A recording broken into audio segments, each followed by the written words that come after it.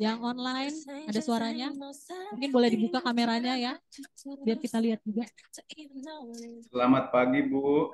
Halo, selamat pagi. Dengan siapa ini? Oh, Pak Sarjuri. Ya, Halo, dari Pak Sarjuri. Palembang, Apa Bu. Apa kabar? kabar semuanya? Baik. Wah, Selamat pagi Bu, dari gimana Manado. nih?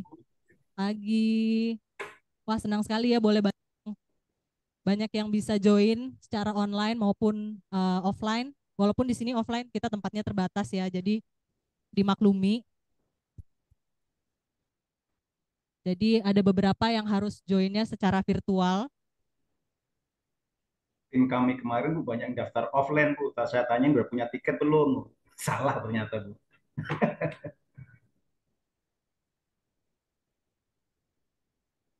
Untuk Pak Gama dan Pak Budi boleh menempati kursi di depan, ya. Oke, bagi yang belum kenal, halo semuanya, saya Kara dari PT Wijaya Tunggal Sejahtera. Senang sekali bisa menyambut Bapak Ibu semua di sini, baik secara offline maupun online di dalam sharing session Sintesa for Inclusivity, mempersiapkan skill yang dibutuhkan dalam menghadapi masa depan dunia kerja. Nah, sharing session ini sendiri nanti akan terbagi menjadi 2 seri, yang mana sesi pertama ini kita akan membahas gambaran makro dunia kerja, tantangan pekerjaan masa depan, dan best practices perusahaan. Oke, di sini exkom kita yang ganteng. Selamat datang Bapak-Bapak, ada Pak Steven, Pak Arbono, Pak Yono, kemudian ada Pak David juga. Senang sekali bisa join kita di sini untuk menyaksikan sharing session pertama kita di Sintesa for Inclusivity ini. Saya juga ingin menyapa peserta training hari ini, terutama yang offline dulu kali ya. Saya mau absen nih. Kalau misalnya dipanggil perusahaannya boleh lambaikan tangan ke kita semua yang ada di sini. Dari Menara Duta ada? Wih, oke. Wah, ada 4 orang, 5. Keren. Kemudian dari PT Tira Austenite Tbk. Asik. Halo, selamat pagi. Kemudian Sintesa Banten Geothermal. Ada? Oh, ada. Halo, Mbak Ira. Buting. Kurang tinggi lambainya. Kemudian PT Tiga Raksa Satria Tbk. Halo, selamat pagi. Ada Mbak Tita, Pak Syarizal juga pagi. Time Express. Ada, wah ada Pak Vicky di sana. Mana trio libelsnya Pak? Kan bertiga biasanya. Nggak ada ya. Mungkin diwakili Pak Vicky ya, yang lain joinnya secara online. Kemudian dari Menara Peninsula. Halo, selamat pagi Bu Shirley. Kemudian ada Sintesa Duta Sejahtera, SDS. Halo, selamat pagi, selamat datang. Pak David tentu dong Pak. Kemudian dari Puncak Mustika Bersama. Ada Bapak Sumaryata, terima kasih sekali sudah hadir. Mepogen. Nah ini tadi rame nih, suaranya mana ini ibu-ibu? Belum pada sarapan ya? Diambil lagi sok di depan tuh, kuenya masih banyak. Kemudian tentunya tidak ketinggalan PT Wijaya Tunggal Sejahtera. Oke, angkat tangan lagi Buting. 3 kali kayaknya angkat tangan nih Buting. Oke, terima kasih untuk semua yang boleh hadir secara offline di sini. Yang online mana nih suaranya? Dari Sintesa Peninsula Palembang. Selamat pagi, Bu Kara. Apa Pagi, kabar? pagi semua. Iya, Pasar Juri hilang timbul nih mukanya nih Pak. Iya, ini laptopnya baru, Bu. Jadi begitu. Wah, kecanggihan kayaknya laptopnya Pak. Iya, Terima kasih tapi sudah join menyimak, Bu. dengan kita. Iya Pak. Baik, terima Nah, kasih. kemudian ada dari Gria Sintesa Muara Enim. Selamat Ada? pagi, ada Halo, Ibu selamat pagi Bukara, salam Bapak. kenal semua, Salam salam kenal hangat juga. dari Gria Sitesa Muara Enim, jauh dari pelosok Sumatera Selatan ini, Bu. Ih, keren ini jauh-jauh ini dari Muara Enim. Terima kasih sudah Siap, Ibu. menyempatkan waktu untuk join Ya, secara online ya Pak. ya, makasih Kemudian sama-sama. dari Sintesa Peninsula Manado. Ada ini beda time zone nih sama kita. Halo Bapak Muklis. Bu, selamat pagi, salam kenal. Selamat pagi, salam kenal juga. Oke, kayaknya udah semua ya. Atau ada yang belum saya sebut? Sudah? Sudah semua?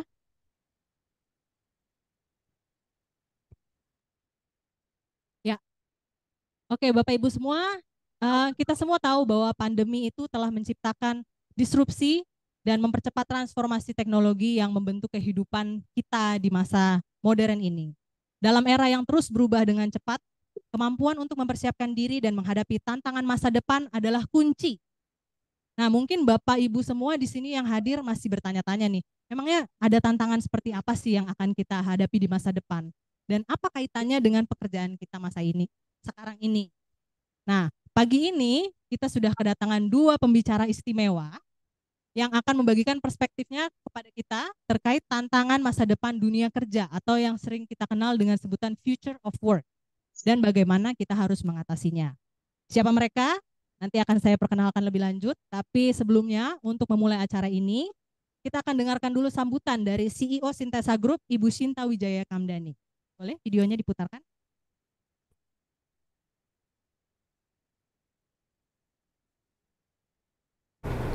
Yang terhormat Bapak Alusius Budi Santoso, Chief Corporate Human Capital Development Astra International, Bapak Gama Yugotomo selaku Ketua Komite Jaminan Sosial Apindo, jajaran Eksekutif Komite Sintesa Group, serta segenap keluarga besar Sintesa Group dan seluruh anak perusahaan yang saya cintai. Selamat pagi, pertama-tama saya mengucapkan terima kasih dan apresiasi untuk Pak Budi dan Pak Gama atas kesediaan berbagi insight di acara Sintesa for Inclusivity pada hari ini. Saya yakin kedua sosok yang expert di bidangnya ini akan memberi perspektif baru pada kita semua terkait isu tantangan masa depan dunia kerja. Rekan-rekan Sintesa Group yang saya cintai, terima kasih sudah meluangkan waktu untuk hadir dalam acara ini.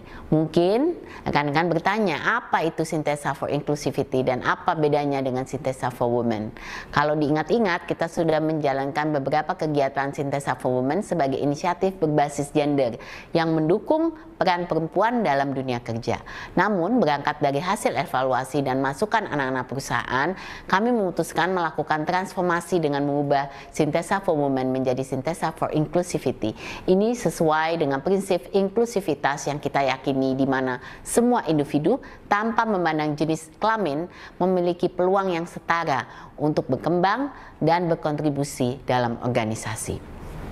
Rekan-rekan Sintesa Group, seperti yang kita ketahui, perubahan transformatif dunia kerja yang didorong oleh kemajuan teknologi, perubahan demografis, dan kondisi pasca COVID-19 menciptakan dampak yang signifikan pada pola dunia kerja. McKinsey & Company melaporkan bahwa sebanyak 27 hingga 46 juta pekerja baru akan tercipta. Tetapi 10 juta diantaranya merupakan jenis pekerjaan baru yang belum pernah ada sebelumnya. Di sisi lain, 23 juta pekerjaan diproyeksikan akan hilang akibat dampak otomatisasi dan digitalisasi. Kondisi ini menekankan pentingnya kita semua mengembangkan diri, khususnya dalam peningkatan kapasitas kemampuan kognitif seperti critical thinking dan complex problem solving, karena skill-skill inilah yang tidak akan tergantikan mesin. Perubahan adalah keniscayaan. Adaptasi perubahan zaman yang disebabkan industri 4.0 menjadi tidak terelakkan. Oleh karena itu, penting bagi kita semua untuk mendapatkan perspektif bagaimana skilling, upskilling, dan reskilling yang perlu dilakukan sesuai dengan kebutuhan industri masa depan. Melalui agenda Sintesa for Inclusivity hari ini, saya berharap seluruh karyawan Sintesa Group mendapatkan pemahaman lebih luas terkait strategi dan best practices dalam menghadapi masa depan dunia kerja yang tentunya bisa diterapkan oleh perusahaan kita maupun secara individu. Rekan-rekan Sintesa Group, acara hari ini merupakan titik awal dari rangkaian kegiatan Sintesa for Inclusivity yang akan terus kita agendakan sebagai wadah pembelajaran untuk kita semua. Tentunya akan ada sesi berikutnya yang akan melengkapi tema kita hari ini dengan memberikan gambaran dari sisi praktis yang bermanfaat bagi kita dalam pengembangan cognitive skills. Selamat mengikuti acara hari ini dan semoga semua input dan kolaborasi yang dilakukan dapat mendorong Sintesa Group dan anak perusahaan untuk terus berkembang dan unggul di masa depan yang penuh tantangan. Terima kasih. Terima kasih kepada Ibu Shinta untuk sambutannya. Sayang sekali beliau tidak bisa hadir bersama kita hari ini karena sedang tidak berada di Jakarta. Berikutnya, kita akan dengarkan sambutan dari bos saya nih, VP Corporate Affairs Sintesa Group, Bapak Yono Reksoprojo, yang akan memberikan sedikit latar belakang di balik sharing session kita pada hari ini. Oh banyak ya Pak? Banyak, ralat nih, banyak. Kepada Pak Yono, waktu dan tempat kita persilakan.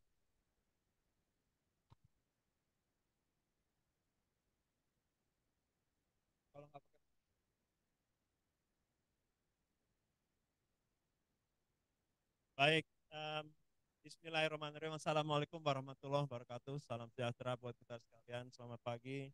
Yang saya hormati Pak Lesius Budi, Pak Gama Yogotomo, pimpinan-pimpinan perusahaan. Saya lihat ada Pak David, Pak Arbono, enggak kali, Pak Steven, dan tentunya pimpinan perusahaan yang ada yang hadir secara online. Selamat pagi semuanya. Baik, saya disiapkan satu catatan sebetulnya waktu Kara bilang sedikit banget ini ya. Tapi saya coba potong-potong. Jadi hari ini kita akan memulai sesi Sintesa for Inclusivity yang baru pertama kali ini dengan judul acara, koreksi kalau saya salah ya, gambaran makro dunia kerja, tantangan pekerjaan masa depan, dan best practices perusahaan. Betul gitu ya? Oke, tapi apa itu? Tahu kan, saya juga nggak tahu.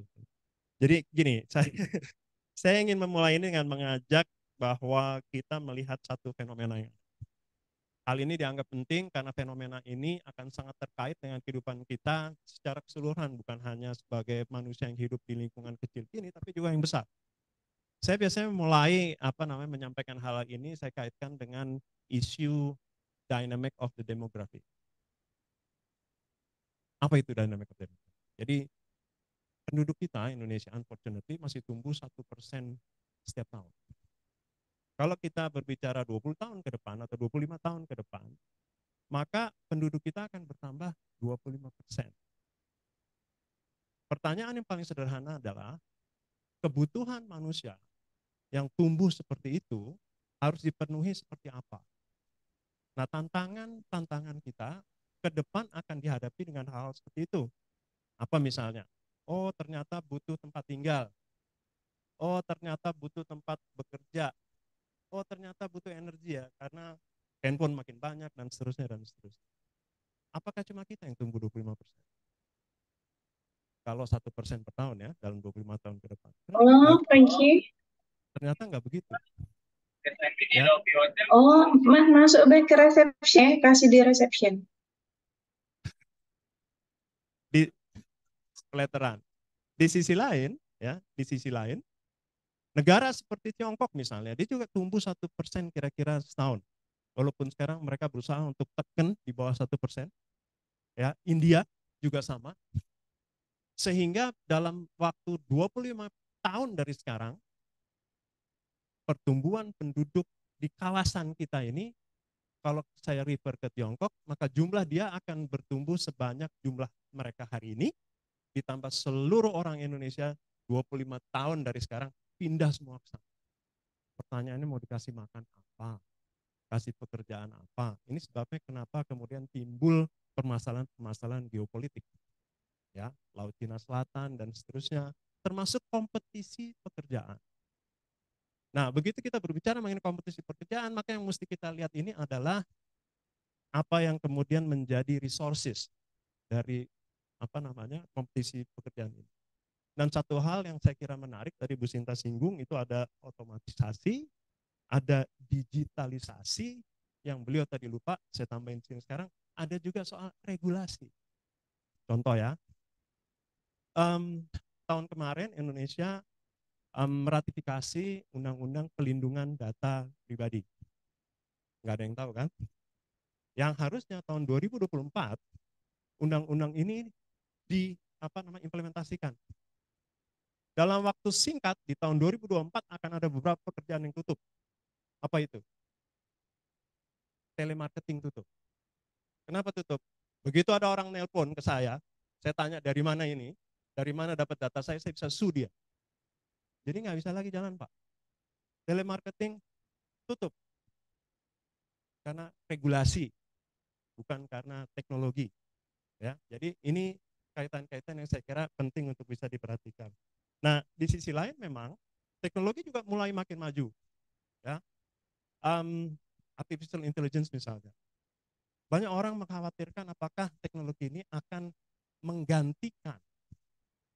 Tapi saya sebagai pengembang teknologi artificial intelligence, saya ingat korek-korek paper saya pertama soal AI itu tahun berapa sih saya bikin?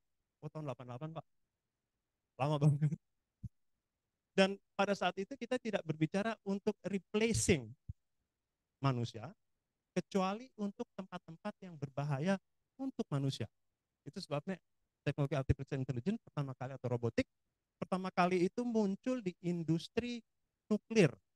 Karena kalau orang terekspos dengan nuklir, maka dia akan berbahaya bagi diri. Nah, jadi hal yang seperti itu. Lalu AI dipakai untuk apa? Untuk nolong kita kerja. Ya, belakangnya mungkin ada beberapa orang yang tahu kedekatan saya dengan pekerjaan-pekerjaan di lingkungan pertahanan misalnya. Baru banyak yang bertanya sama saya pada saat itu, begitu kita ingin mengemploy sistem surveillance yang ada di Indonesia, apakah sistem ini akan mengganti orang kerja? Tidak. Sistem ini akan membantu orang kerja. Kalau Anda biasanya bisa bekerja satu orang mengerjakan satu pekerjaan, dengan adanya sistem ini, maka kemungkinan satu orang bisa mengerjakan lebih banyak pekerjaan. Artinya apa? Harusnya lebih produktif. Jadi cara melihatnya seperti itu. Jangan dilihat bahwa ini akan menjadi satu hal yang akan menggantikan pekerjaan. Tadi saya ngobrol sama Kara, karena di sini ditulis ada berapa tahun dari Kara? 5 tahun ke depan, 10 tahun ke depan. Saya bilang, Kara, mungkin saya udah mati kali. Kalau saya jadi super aki-aki. Jadi artinya bahwa yang mesti kita siapkan sekarang dari apa yang akan kita dapat hari ini mungkin akan lebih bermanfaat untuk anak-anak kita dan generasi yang jauh lebih ke depan. Karena teknologi ini memang akan terjadi dan akan terjadi perubahan, tapi mungkin tidak secepat yang kita bayangkan, sehingga yang mesti kita antisipasikan adalah bagaimana cara menyikapinya secara benar. Nah, ILO dan juga WWF dia bilang ada sekitar 85 juta pekerjaan yang tergantikan. Tadi Bu Sinta juga singgung. Tapi di saat yang sama juga mereka bilang ada 97 jenis pekerjaan baru. 97 juta jenis pekerjaan baru. Jadi jumlah pekerjaan akan lebih banyak. Yang akan terjadi mungkin di masa depan adalah bagaimana cara kita menyikapi yang lain.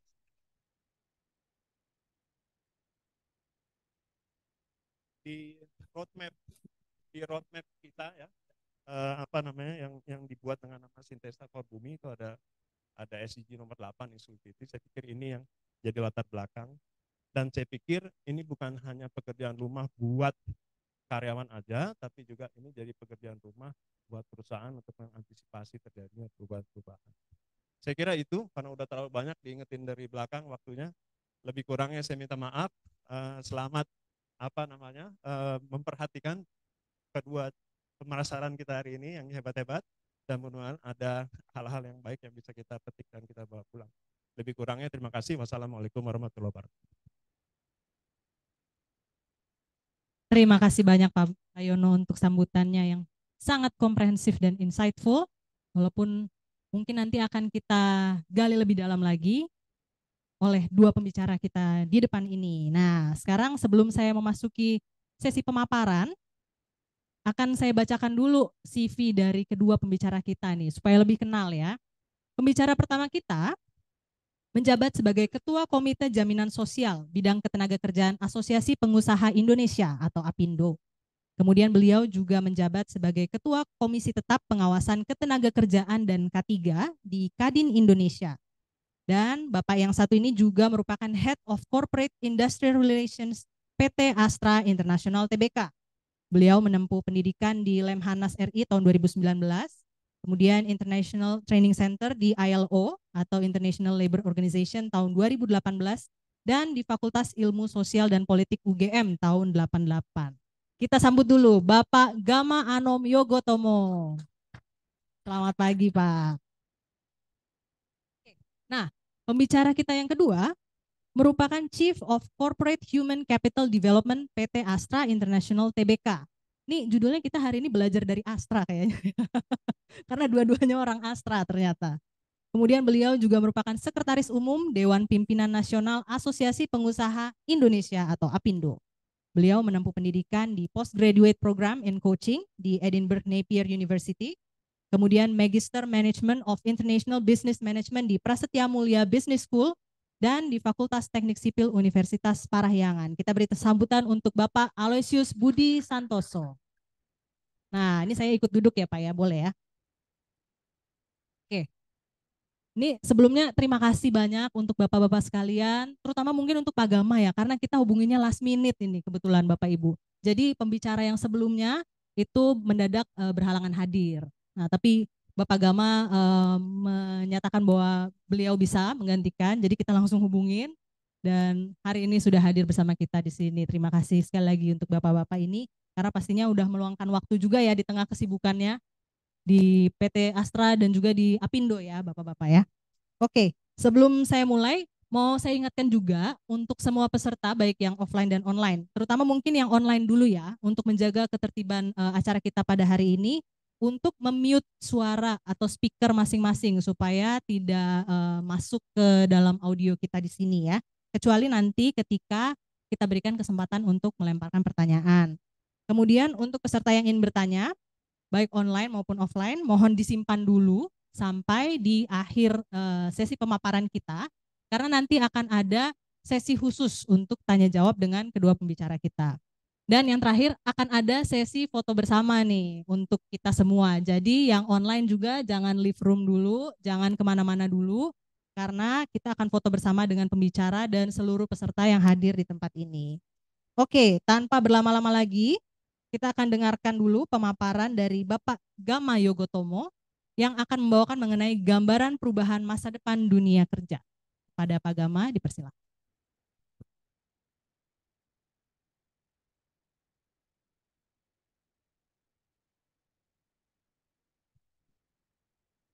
Baik, terima kasih.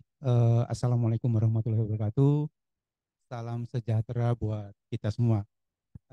Tentunya yang saya hormati dari jajaran direksi Sintesa Group, Pak Budi dan Bapak Ibu semuanya, terima kasih sekali, merupakan kehormatan kami bisa diundang dalam acara sharing seperti ini. Tentunya kami juga akan bisa belajar dari nanti hasil diskusi dari Bapak Ibu semua. Nah, terkait dengan tugas saya ya, diminta dari panitia gitu. Saya akan mencoba memaparkan apa yang saya ketahui. Saya sebagai Ketua Komite Jamsos di Apindo, bagaimana masa depan dunia kerja yang akan datang ya. Bisa dibantu untuk ininya nextnya gitu. Ya, tapi sebelumnya saya akan coba mempromosikan dulu sebetulnya Apindo ini visi-visinya seperti apa. Jadi kebetulan pimpinan kami yang baru juga pimpinan Bapak Ibu sekarang ya. Jadi kita sebenarnya dalam satu perahu nih. Jadi visi yang kita canangkan di Apindo tentunya bagaimana mewujudkan iklim usaha yang kondusif, kompetitif, dan berkelanjutan untuk penciptaan lapangan kerja. Jadi ujungnya itu lapangan kerja. Jadi bagian dari tanggung jawab dunia usaha itu bagaimana menciptakan lapangan kerja. Nah, nanti ini ada kaitannya dengan tadi yang disampaikan oleh Pak Yono terkait dengan bonus demografi, tantangan ke depan dan sebagainya. Jadi dari masing-masing unsur tentunya punya tanggung jawab masing-masing. Nah, misinya sendiri tentunya di Apindo ini mengembangkan hubungan industrial yang harmonis, dinamis, produktif dan berkeadilan. Ya. Tentunya di sini kita state produktif karena memang ini adalah DNA atau nyawanya dunia usaha ya. Kalau tidak produktif, saya juga yakin dunia usaha akan tidak sustain. Kemudian melindungi, memberdayakan dan membela seluruh pelaku usaha termasuk UMKM. Kenapa UMKM juga merupakan salah satu faktor penting karena kondisi real sekarang memang perekonomian Indonesia itu ditopang mostly dari UMKM. Sedangkan sektor formalnya masih relatif sedikit. Ketiga, berperan aktif dalam mempertahankan dan meningkatkan investasi, sudah pasti. Dan yang terakhir ini berperan aktif dalam proses advokasi, konsultasi, penyusunan kebijakan pemerintah. Nah, ini tugas kami di Apindo untuk mengawal ya kebijakan-kebijakan yang related dengan bisnis ya. Supaya apa? Supaya seimbang. Nah, supaya seimbang, tidak berat di pekerja, tidak berat di pengusaha gitu. Jadi kita mengawal hal ini supaya bisa seimbang dan tentunya kebijakan ini bisa dibuat secara baik dan optimal buat masing-masing pihak. Next. Nah, Mungkin nanti saya akan coba clustering dalam dua hal. Yang pertama terkait dengan isu strategi dunia usaha di masa depan, dan yang kedua terkait dengan sumber daya manusia yang seperti apa yang dibutuhkan pada masa yang akan datang. Berikutnya. Nah, ini tentunya Bapak Ibu semua saya yakin sudah paham karena kita sudah di hari ini dan sudah mengalami ya. Jadi sudah pasti ini yang namanya dunia itu kan terus berubah. Kemudian kecepatannya kemarin semakin cepat karena kita diakselerasi oleh pandemi. Dipaksa untuk beradaptasi lebih cepat. Nah, tentunya dengan perkembangan teknologi yang semakin cepat, ini tren teknologinya itu banyak sekali produk-produk yang dihasilkan sampai dengan akhir-akhir tahun ini. Ada robot menjadi coworker, kemudian ada autonomous vehicle, ada Boots application ini terkait dengan apa namanya chat-chat itu ya. Ada 3D printing, ada AI, ada cloud dan seterusnya. Kemudian di sisi bisnis model enablersnya juga banyak bermunculan hal-hal yang baru ya. Mulai dari adanya cloud services, ada miniaturisasi, open source, computer power, free premium, free tapi premium jadi free premium ya. Kemudian API ekonomi terkait dengan apa namanya platform ya. Nah, ini semua sesuatu hal yang baru dan sekarang sudah di depan mata. Tentunya sebagai dunia industri harus bisa cepat beradaptasi dengan kondisi yang meloncat ya, eksponensial ya. Jadi transformasi industri itu menjadi hal yang harus kita kelola, sehingga perlu ada kolaborasi antara teknologi baru dengan penggerak model bisnis. Itu gambarannya seperti itu. Next. Kemudian di bidang ketenaga kerjaan tentunya harus kita siapkan yang namanya transformasi ke depan. Beberapa tantangan yang kita harus apa namanya facing yaitu tentunya dengan perubahan yang dibawa oleh industri 4.0 ini terhadap Indonesia, teknologi digital dan otomasi yang akan diadopsi perusahaan itu seperti apa. Kemudian pekerjaan apa yang akan kita lakukan di masa depan, keterampilan apa yang dibutuhkan dan sebagainya. Nah, ini tentunya tantangan-tantangan yang akan kita hadapi mungkin mulai kemarin ya, sebelum pandemi sampai ke depan. Jadi ada 3 hal terkait dengan teknologi otomasi, tadi digitalisasi juga sudah disampaikan, kemudian transformasi pekerjaan dan juga transformasi skill dari individunya. Next. Kemudian tantangan terhadap iklim usaha atau pekerjaan di masa yang akan datang. Tentunya banyak hal yang fokus terkait dengan peningkatan skill dan development. Yang pertama terkait dengan bagaimana pengusaha-pengusaha muda ini bisa menghadapi industri 4.0 dan bagaimana menyesuaikan pengembangan ini ke dalam wujud keterampilan dan kemajuan teknologi. Kemudian terkait dengan percepatan aplikasi revolusi industri 4.0 juga. Jadi di setiap sektor industri yang berskala menengah dan besar itu memiliki kebutuhan yang lebih mendesak ya dibandingkan dengan industri-industri berskala kecil dan mikro. Kemudian secara umum kualifikasi dan kompetensi SDM pengusaha muda di Indonesia ini saat ini masih belum mampu memenuhi kriteria keterampilan yang dibutuhkan. Kemudian yang terakhir ini terkait dengan peningkatan kompetensi khususnya yang terkait dengan pemagangan dan link and match atau vokasi maupun sekolah-sekolah kejuruan dan BLK yang sampai dekat saat ini belum bisa mengisi kebutuhan SDM di Indonesia. Next. Nah, tadi disampaikan oleh Pak Yono juga dengan adanya perubahan, kemudian apa namanya dampak dan sebagainya ini. Kalau bicara otomasi di Indonesia ya terkait dengan pekerjaan ini ada penambahan pekerjaan baru, ada pengurangan dan ada juga apa namanya muncul pekerjaan-pekerjaan baru ya. Jadi di sini lapangan kerja sudah pasti harapannya bisa bertambah secara agregat, tapi di sisi lain dibutuhkan SDM yang harus bisa menguasai kemampuan teknologi, kognitif dan juga soft skill yang beradaptasi dengan perubahan. Saya sudah baca tornya sendiri dari hasil surveinya teman-teman di Sintesa juga gambarannya mengerucut kurang lebih seperti ini. Jadi aspek literasi digital itu sangat dibutuhkan ya untuk kedepannya. Nah di sini mungkin opportunity bisnis yang luas ya, itu nanti akan terkait dengan layanan kesehatan, konstruksi, manufaktur dan juga retail. Ini potensi-potensi akan berkembang di masa yang akan datang. Berikutnya. Nah ini tantangan di pasar kerja dan infrastrukturnya. Jadi kalau melihat data ini baru sebatas 9-10% itu bagian pekerjaan yang berketerampilan tinggi ya, di level manajer, profesional dan sebagainya. Tetapi mayoritas pekerja ini sekitar 74% itu masih dikategorikan sebagai pekerja dengan keterampilan menengah ke bawah. Kemudian dari sisi productivity, ini Indonesia hanya unggul di 3 negara, yaitu Myanmar, Bangladesh, dan Kamboja. Sisanya kita agak ketinggalan, masih ketinggalan jauh ya. Nah, ini juga bagian dari tantangan Indonesia sendiri supaya bisa lebih compete, karena kalau produktivitasnya semakin rendah, itu akan Indonesia akan tidak semakin kompetitif, investor akan tidak semakin tertarik investasi di Indonesia, dan ini tentunya akan mengganggu perekonomian secara nasional. Next ya. Jadi yang kedua, sekarang kita bicara keterampilan apa yang dibutuhkan SDM di masa yang akan datang.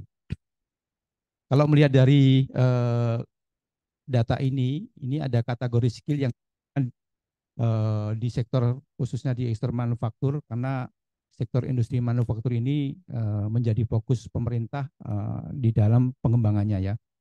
Memang banyak sekali skill-skill yang diharapkan bisa dikuasai oleh SDM yang berkecimpung di dalam ini. Mulai dari aspek ability, yaitu cognitive analysis, kemudian ada physical abilities, dan juga basic skill-nya sendiri. Ini ada bicara content skill dan proses skill, rasanya Bapak Ibu juga lebih paham ya. Kemudian juga terkait dengan skill-skill yang sifatnya cross yang mesti dikuasai. Next. Dari berbagai macam skill tersebut, coba kita kerucutkan ya di dalam konteks Industrial 4.0 ini ada 4. Yang pertama itu bicara mengenai knowledge about ICT, Information Communication Technology, kemudian ability to work with data, jadi bicara analytics juga. Kemudian yang 2 di bawah ini bicara mengenai technical know-how dan personal skill-nya. Jadi kalau bicara more fokus tentunya akan kita fokuskan di poin 1 dan 2-nya. Jadi nyambung dari mungkin hasil survei teman-teman di Sintesa itu terkait dengan digital literacy ya. Next. Nah ini lebih ke dalam lagi di dalam melihat fokusnya terkait pengembangan SDM itu ada 2 inteligensi yang harus kita perhatikan. Yang pertama bicara mengenai crystallized intelligence, yang di sini tentunya lebih mengarah ke potensi-potensi yang bisa diarahkan ke lebih profesional, teknisi maupun pembuat kebijakan. Sedangkan yang fluid intelligence di sebelah kanan ini lebih ke entrepreneurship. Jadi ini tentu penting sebagai suatu fokus pada saat nanti kita melakukan pengembangan SDM ke depannya. Berikutnya. Nah, tentunya ini adalah summary dari semua yang di atas terkait dengan skill. Nah, tentunya ada 2 hal yang mungkin saya bisa tekankan di sini adalah bicara mengenai functional skill, kemudian juga soft skill. Nah, functional skill sendiri disingkat STEAM, ini bukan istilah dari saya, tapi lebih waktu itu McKinsey melakukan penelitian, ada terkait dengan functional science, teknologi, kemudian engineering, art, dan juga math. Dan ada tambahan beberapa skill terkait dengan kombinasi disciplinary, kemudian juga data dan intelligent literacy.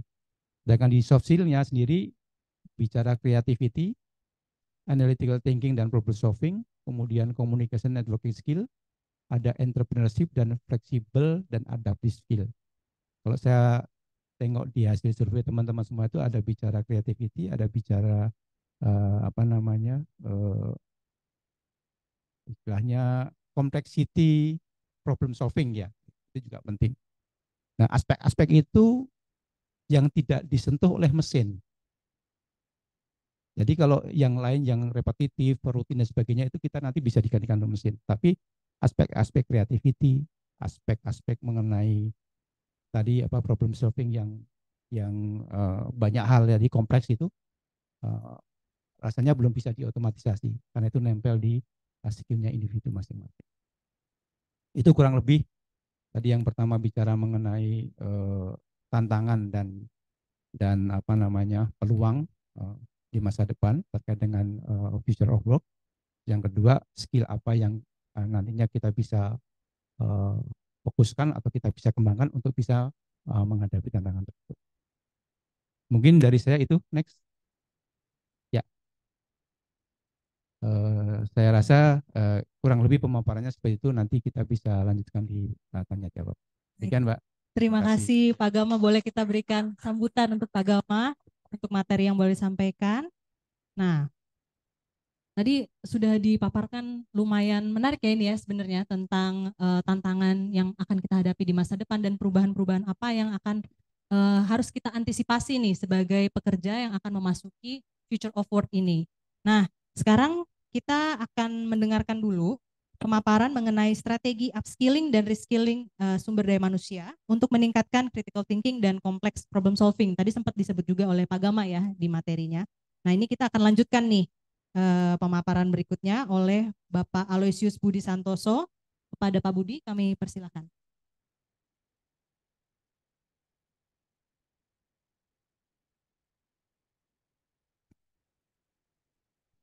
Oke, baik. Ya, selamat pagi Pak Yono, Bapak-bapak, rekan-rekan semua dari Sintesa Group maupun yang ada di layar virtual. Saya izinkan untuk berdiri ya, karena saya senangnya sambil berdiri, sambil bisa begini-begini. Baik, saya diminta untuk sharing tentang apa yang kami lakukan di Astra Group terkait dengan konteks future of work, kemudian secara lebih spesifik lagi adalah digitalisasi, lalu bagaimana kita beradaptasi, bagaimana kita menyiapkan sumber daya manusia Astra untuk menghadapi hal ini. Next. Oke, saya izinkan saya sharing sedikit tentang Astra Group supaya dapat konteksnya dan kemudian strategi kita dalam melakukan proses upskilling, reskilling, penyiapan sumber daya manusia Astra dalam menghadapi revolusi industri 4.0 yang tadi sudah disampaikan oleh sahabat saya, Ibu Semati.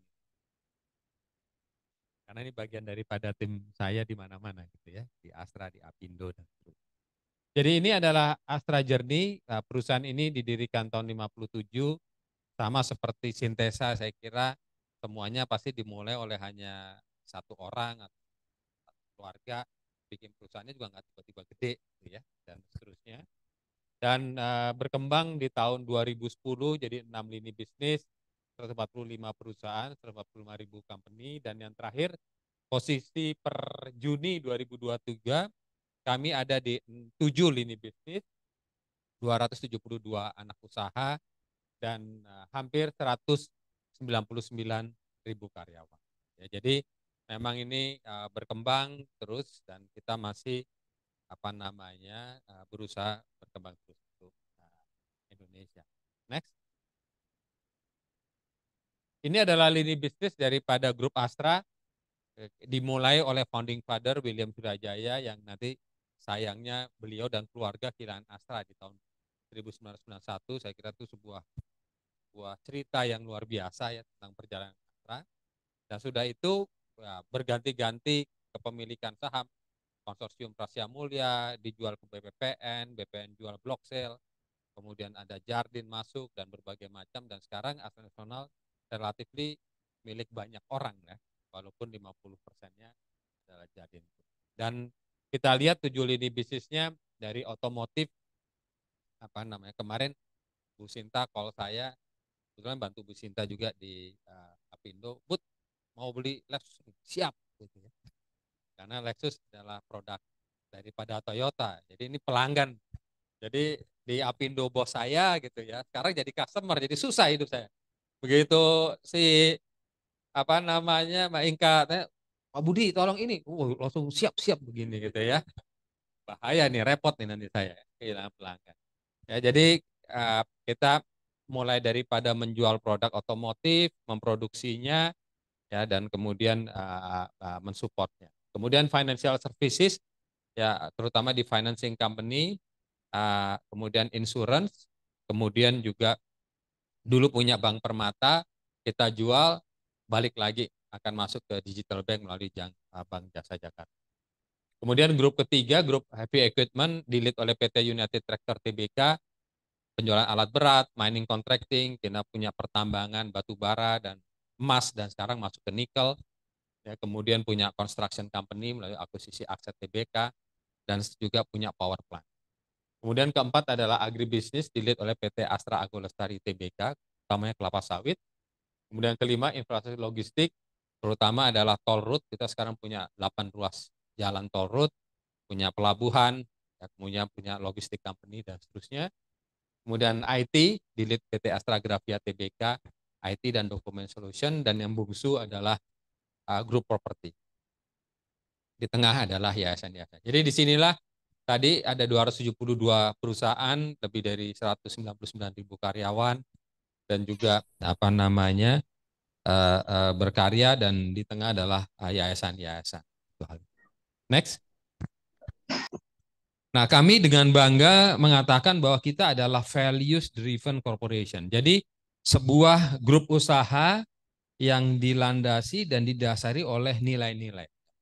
Yaitu corporate philosophy kami adalah Catur Dharma. Dan Catur Dharma ini adalah peninggalan dari founding father, Om William Suryajaya, dari tahun 82. Dan kami pertahankan sampai sekarang menjadi jiwa daripada Astra Group. Saya tidak akan membacakan satu-satu ini, tapi singkatnya bahwa kalau kita lihat, kita terus membawa misi daripada founding father, walaupun sekarang pemilihnya sudah berbeda dan seterusnya, bahwa kita ingin berkontribusi untuk Indonesia. Oleh sebab itu, terlihat aim-nya bagaimana bisa sejahtera bersama bangsa. Kemudian kita bisa lihat corporate philosophy pertamanya to be an asset to the nation, sampai goalnya adalah menjadi kebanggaan untuk Indonesia. Makanya saya secara pribadi, saya dan Mas Gama ini udah aktif di Apindo lebih dari 10 tahun. Bu Sinta juga sesepuh kita, ya, senior kita di Apindo. Di Apindo kita betul-betul juga coba berkontribusi untuk Indonesia. Jadi selaras lah gitu ya untuk hal ini. Kayak promosi Apindo ya. Padahal CEO-nya sini adalah bosnya Apindo gitu. Tolong dicatat gitu ya. Bu Sinta ini udah promosi Apindo di Sintesa. Oke, baik. Sekarang kita masuk ke dalam konteks next. Oke, baik, sekarang kita akan masuk ke dalam konteks bagaimana kita melakukan tadi strategi menghadapi future of work, ya, kemudian revolusi industri 4.0, kemudian spesifik adalah masalah penyiapan sumber daya manusia kita, termasuk upscaling, reskilling, dan seterusnya. Pertama tentu sama seperti semua unit usaha, kita menghadapi pressures. Ya, di Astra pun yang kelihatannya besar dan segala macam itu menghadapi pressures yang luar biasa. Satu adalah tentu uncertain global economy. Kita semua menghadapi situasi tersebut. Kedua adalah industrial landscape. Nah, ini sangat fundamental. Di lini bisnis otomotif kita melakukan shifting industry transformation yang luar biasa. Dari kita tahu masuk ke dalam electric vehicle dan seterusnya, ya, dari combustion engine ke EV dan seterusnya, dan itu shiftingnya akan sangat luar biasa. Mungkin buat tadi saya pas lagi masuk, di depan saya mungkin salah satu pejabat di gedung ini pakai Tesla gitu ya. Oh, Tesla EV biru, nggak kena genap ganjil kan, kira-kira begitu ya. Mungkin buat Tesla sesuatu yang tidak terlalu sulit karena dia start dari awal. Tapi bayangkan seperti kami gitu, yang sekarang di industri manufaktur otomotif kita mungkin pekerjaannya end to end manufaktur sama distribusi bisa 70-80 ribu orang. Mobil EV itu spare part-nya hanya sekitar 40-50% dari combustion engine. Nah, itu sekian banyak pabrik, sekian banyak sumber daya manusia itu mau dikemanain? Kan kira-kira gitu. Ya, kalau makanya prinsipal seperti Toyota dan segala macam juga sangat hati-hati walaupun kemudian jadi kelihatan agak ketinggalan dan seterusnya. Tapi memang ini sesuatu yang fundamental di transformasi industri. Di lain sisi saya kira mungkin juga di Sintesa saya lihat juga masuk ke renewable energy dan seterusnya. Kita sekarang ada pressure yang luar biasa terhadap ESG, Environment Social Governance, itu luar biasa. Semua investor selalu bertanya langkah kamu terhadap ESG apa. Semua perbankan sekarang mengatakan saya mau kasih working capital, saya mau kasih duit kalau kamu punya rencana yang jelas terhadap ESG dan seterusnya. Nah, pressure luar biasa ini itu juga berdampak kepada grup kita terutama di alat berat mining energi yang sangat dominan terhadap coal. Nah, coal ini dianggap energi kotor gitu ya. Dan seterusnya dan seterusnya. Jadi walaupun perusahaan sebesar Astra pun menghadapi sebuah pressure yang luar biasa mulai daripada global economy yang kita sama-sama rasakan, industry transformation sampai pada sustainability issue. Nah, untuk itu kita membuat sebuah strategi yang kita sebut sebetulnya diawali tahun 2010 oleh pimpinan Astra sebelum Pak Joni, sekarang bos saya Pak Joni, sebelumnya CEO Astra Pak Priyono, kita sebut sebagai Triple P Roadmap Strategi. Jadi di dalam Triple P Roadmap Strategi itu ada Portfolio Roadmap, ada People Roadmap, dan Public Contribution Roadmap. In the nutshell of the Astra adalah culture, corporate philosophy, dan management system. Jadi core of Astra itu adalah corporate philosophy dan management system. Kemudian sejak 2010 kita punya grand strategy yang kita sebut sebagai Triple P Roadmap Strategi, yaitu Portfolio Roadmap, People Roadmap, dan Public Contribution Roadmap. Spesifik di tahun 2023 dalam Presiden Letter daripada Pak Joni Bunarto, CEO Astra, mengatakan bahwa kita harus melakukan transisi secara lebih cepat. Compelling portfolio involving and transition roadmap. Jadi nanti kalau saya boleh kilas balik ya, perjalanan nanti di slide selanjutnya, perjalanan kita mengantisipasi yang namanya revolusi industri 4.0 dan kemudian digitalisasi itu kita sudah mulai sejak tahun 2013-2014. Termasuk kemudian saya baru ngeh betul adalah tahun 2016 pada saat World Economic Forum itu tema sentralnya di Davos adalah tentang revolusi industri 4.0. Dan dalam konteks ketenagakerjaan adalah future of work. Maka kemudian kami melakukan riset spesifik future of work di tahun 2017. Jadi sudah 6 tahun lalu. Dan sudah mulai mengimplementasikan berbagai macam hal terkait dengan konteks future of work sejak 6 tahun yang lalu. Dan kemudian tahun 2017 secara masif Pak Priyono menjalankan yang namanya Astra Digitalization Program. Ya, seluruh nanti kami akan sampaikan. Jadi transisi ternyata bergerak dengan sangat cepat. Pressures apalagi 3-4 tahun yang lalu adalah ESG pressure, transformasi industri. Maka kemudian kita harus melakukan portfolio involving secara lebih ini. Dan kemudian yang lain adalah accelerate digitalization, digital transformation. Seperti tadi saya sampaikan bahwa driver daripada revolusi industri 4.0 adalah advanced technology. Jadi sebetulnya bukan hanya digitalisasi, karena digitalisasi adalah salah satu bagian daripada revolusi industri 4.0. Nah, kalau drivernya advanced technology, maka yang terjadi adalah involvingnya disruption. Maka kita tahu sebagai orang di bisnis, itu sekarang kan disruption sering terjadi di mana-mana ya, dan seterusnya. Nah, oleh sebab itu, accelerate digitalization menjadi hal yang penting di tahun ini. Dan yang terakhir adalah people focus, preparing Astra future leader. Nah, ini menjadi sangat penting. Menyiapkan pimpinan Astra di masa lampau dan sekarang ke depan is very different.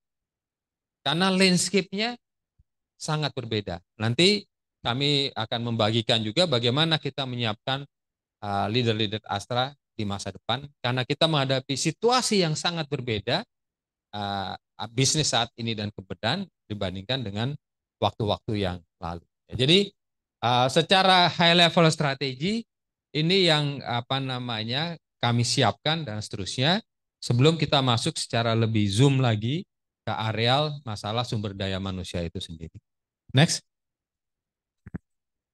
Oke. Tadi saya sampaikan bahwa kita punya 7 lini bisnis dan tentu sebagian besar adalah brick and mortar company dan seterusnya.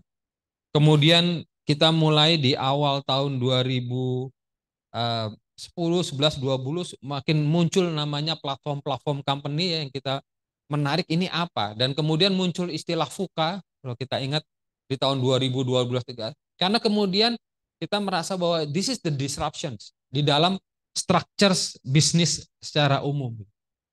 Dan saya pribadi baru paham betul adalah pada saat Davos di World Economic Forum mengatakan ini disebut sebagai revolusi industri 4.0, dan tadi kemudian diketok oleh CEO Astra di 2017 secara masif kita melakukan proses digitalisasi di semua lini.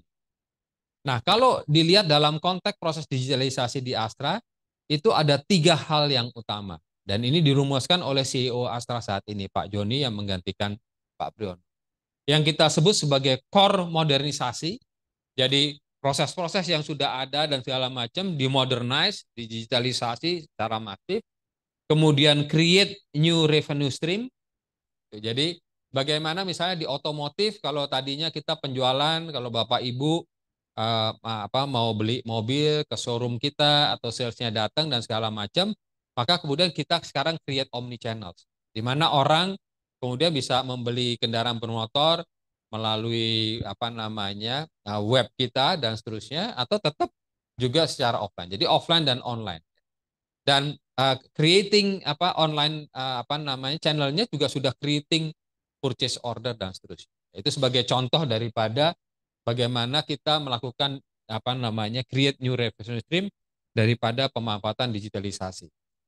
Kemudian digital investment dan partnership, dan kemudian kita juga mulai belajar masuk ke dalam platform bisnis. Jadi secara strategi bisnis we combine between brick and mortar dengan mortar click and mortar. Ya. Kita jujur tidak terlalu percaya sepenuhnya dengan semuanya menjadi click and mortar. And finally, sekarang kita lihat satu balancing baru ya, yang purely hanya main valuation, GMV dan segala macam kan akhirnya pada collapse juga. At the end that even this is a platform company still have to create the real value added and konversi kepada profitability dan seterusnya dan seterusnya. Oleh sebab itu kita lebih sepakat melakukan strategi kombinasi antara brick and mortar dan click and mortar. Nah, dalam ini maka itu sebabnya Astra masuk ke awal-awalnya ke Gojek misalnya. Ya, kemudian sekarang jadi GoTo. Kemudian kita masuk investasi ke Halodoc. Ya, kemudian masuk juga ke Sayurbox dan seterusnya. Ataupun kita kemudian develop joint venture company untuk fintech ya, Auda di bawah Fifth Group dan seterusnya dan seterusnya. Ya, termasuk kemudian kita develop sebuah SPV di bawah Astra Nasional yang kita sebut sebagai Astra Digital International. Ya, untuk tadi creating purely click and mortar untuk support bisnis brick and mortar. So kita tidak meninggalkan menanam kelapa sawitnya, kita tidak meninggalkan memanufaktur mobilnya, tapi kemudian kita combine juga dengan proses di platform company digital dan sekarang. Jadi itu adalah grand strategi yang kami lakukan untuk beradaptasi dengan kondisi terbaru bisnis yang makin disruptif. Next.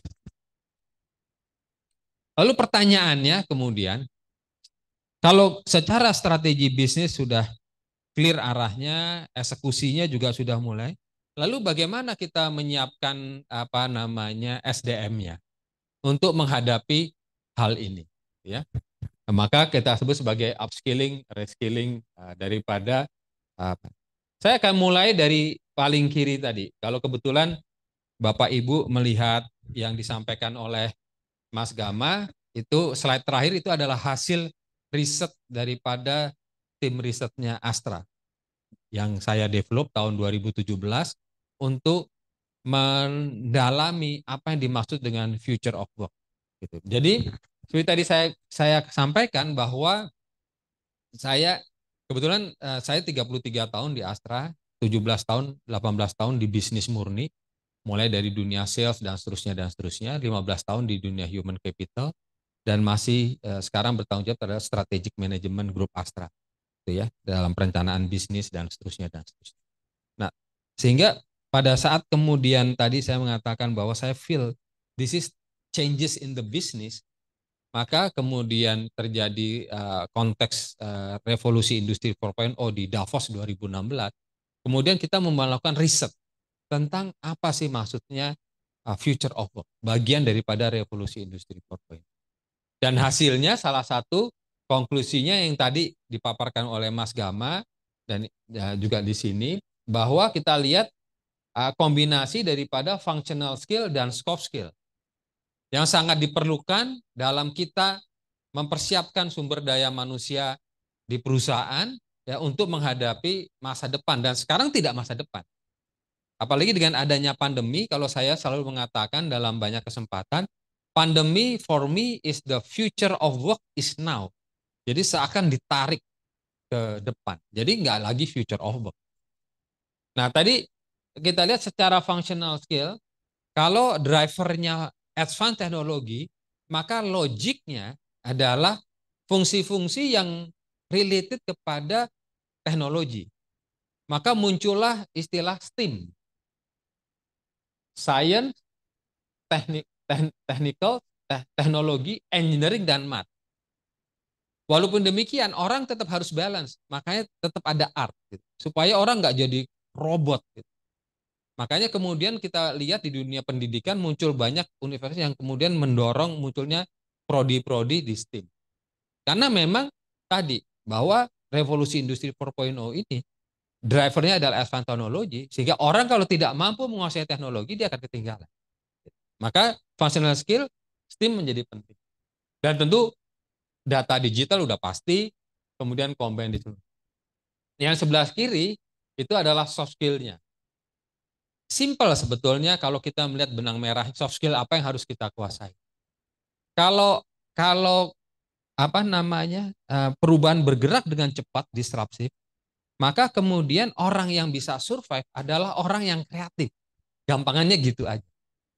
Riset daripada McKinsey di 2022, perusahaan di Forbes 500, antara mereka yang inovasinya biasa-biasa dan inovasinya signifikan, itu perbedaan profitability-nya 30-40%. Jadi memang kemudian dalam situasi disruptif, maka orang harus terus-menerus berinovasi dan kreatif. Supaya dia bisa berselancar di antara proses yang disruptif. Kira-kira rasionalisasinya, intinya seperti itu. Nah, hal itu di 2017 kemudian saya injek masuk ke dalam Astra Leadership Kompetensi. Jadi di Astra itu anchor-nya adalah salah satunya yang kita sebut sebagai Astra Leadership Kompetensi. Ada 8 Astra Leadership Kompetensi ini dimulai daripada Vision Business Sense, kemudian mungkin yang terkait dengan topik hari ini adalah Analysis and Judgment, dan seterusnya, dan seterusnya. Jadi ini yang menjadi anchor daripada kami merekrut orang, kemudian mendevelop orang, kemudian memapping orang, dan seterusnya, dan seterusnya. Itu anchor-nya salah satunya adalah Astra Leadership Kompetensi. Nah, Astra Leadership Kompetensi itu kemudian kita lakukan rejuvenasi terus-menerus. Kalau kita lihat dari pertama di tahun 2005, 2010 pada waktu kami membuat Astra People Roadmap, kita rejuvenasi, 2018 dalam konteks organization agility, dan yang terakhir kita memasukkan konteks hasil riset daripada future of work ke dalam konteks Astra Leadership Kompetensi. Supaya tadi dia menjadi lebih tepat untuk mencari tadi tim termasuk leader-leader yang sesuai dengan konteks tantangan zamannya. Nah, selain itu tentu kemudian di bawah adalah tadi bahwa ini kemudian kita utilisasi mulai daripada proses rekrutmen. Jadi tentu kemudian prerequisite rekrutmen sekarang dengan 4-5 tahun lalu tentu menjadi berbeda. Orang yang dicari dan segala macam menjadi berbeda gitu ya. Karena kita membutuhkan orang yang berbeda juga dan seterusnya. Dan kemudian development dari program dan seterusnya.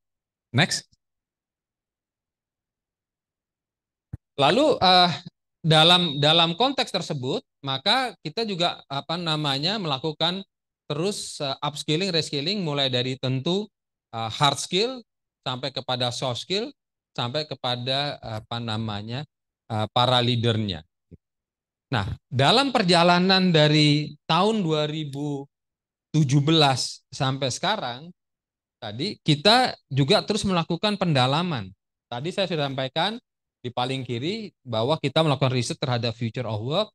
Kemudian di tahun 2018 adalah konteks organisasinya, yaitu kita sebut sebagai organisasi yang agile, agility. Ya, karena tadi dalam menghadapi disrupsi bukan hanya orangnya yang kemudian harus di reskilling upskilling, tapi organisasinya juga harus lincah. Karena tadi berhadapan dengan kompetisi yang bergerak dengan demikian cepat. Maka kemudian kita melakukan development yang kita sebut sebagai organisasi agility. Dan yang terakhir adalah kami melakukan riset tentang Astra Digital Mindset. Karena tadi didrive oleh proses digitalisasi yang masif, semuanya bagus, tapi kemudian akhirnya pelaksananya siapa? Orang juga. Nah, orang oke, kita bisa fungsional, kita latih, pada digital dan seterusnya. Tetapi kira-kira apa yang dibutuhkan pola pikirnya dan segala macam. Maka kemudian kita develop framework Astra Digital Mindset. Nah, itu semua kemudian diintegrasikan di dalam Astra Leadership Program kita. Kita masukkan di dalam kurikulum Astra Leadership Program.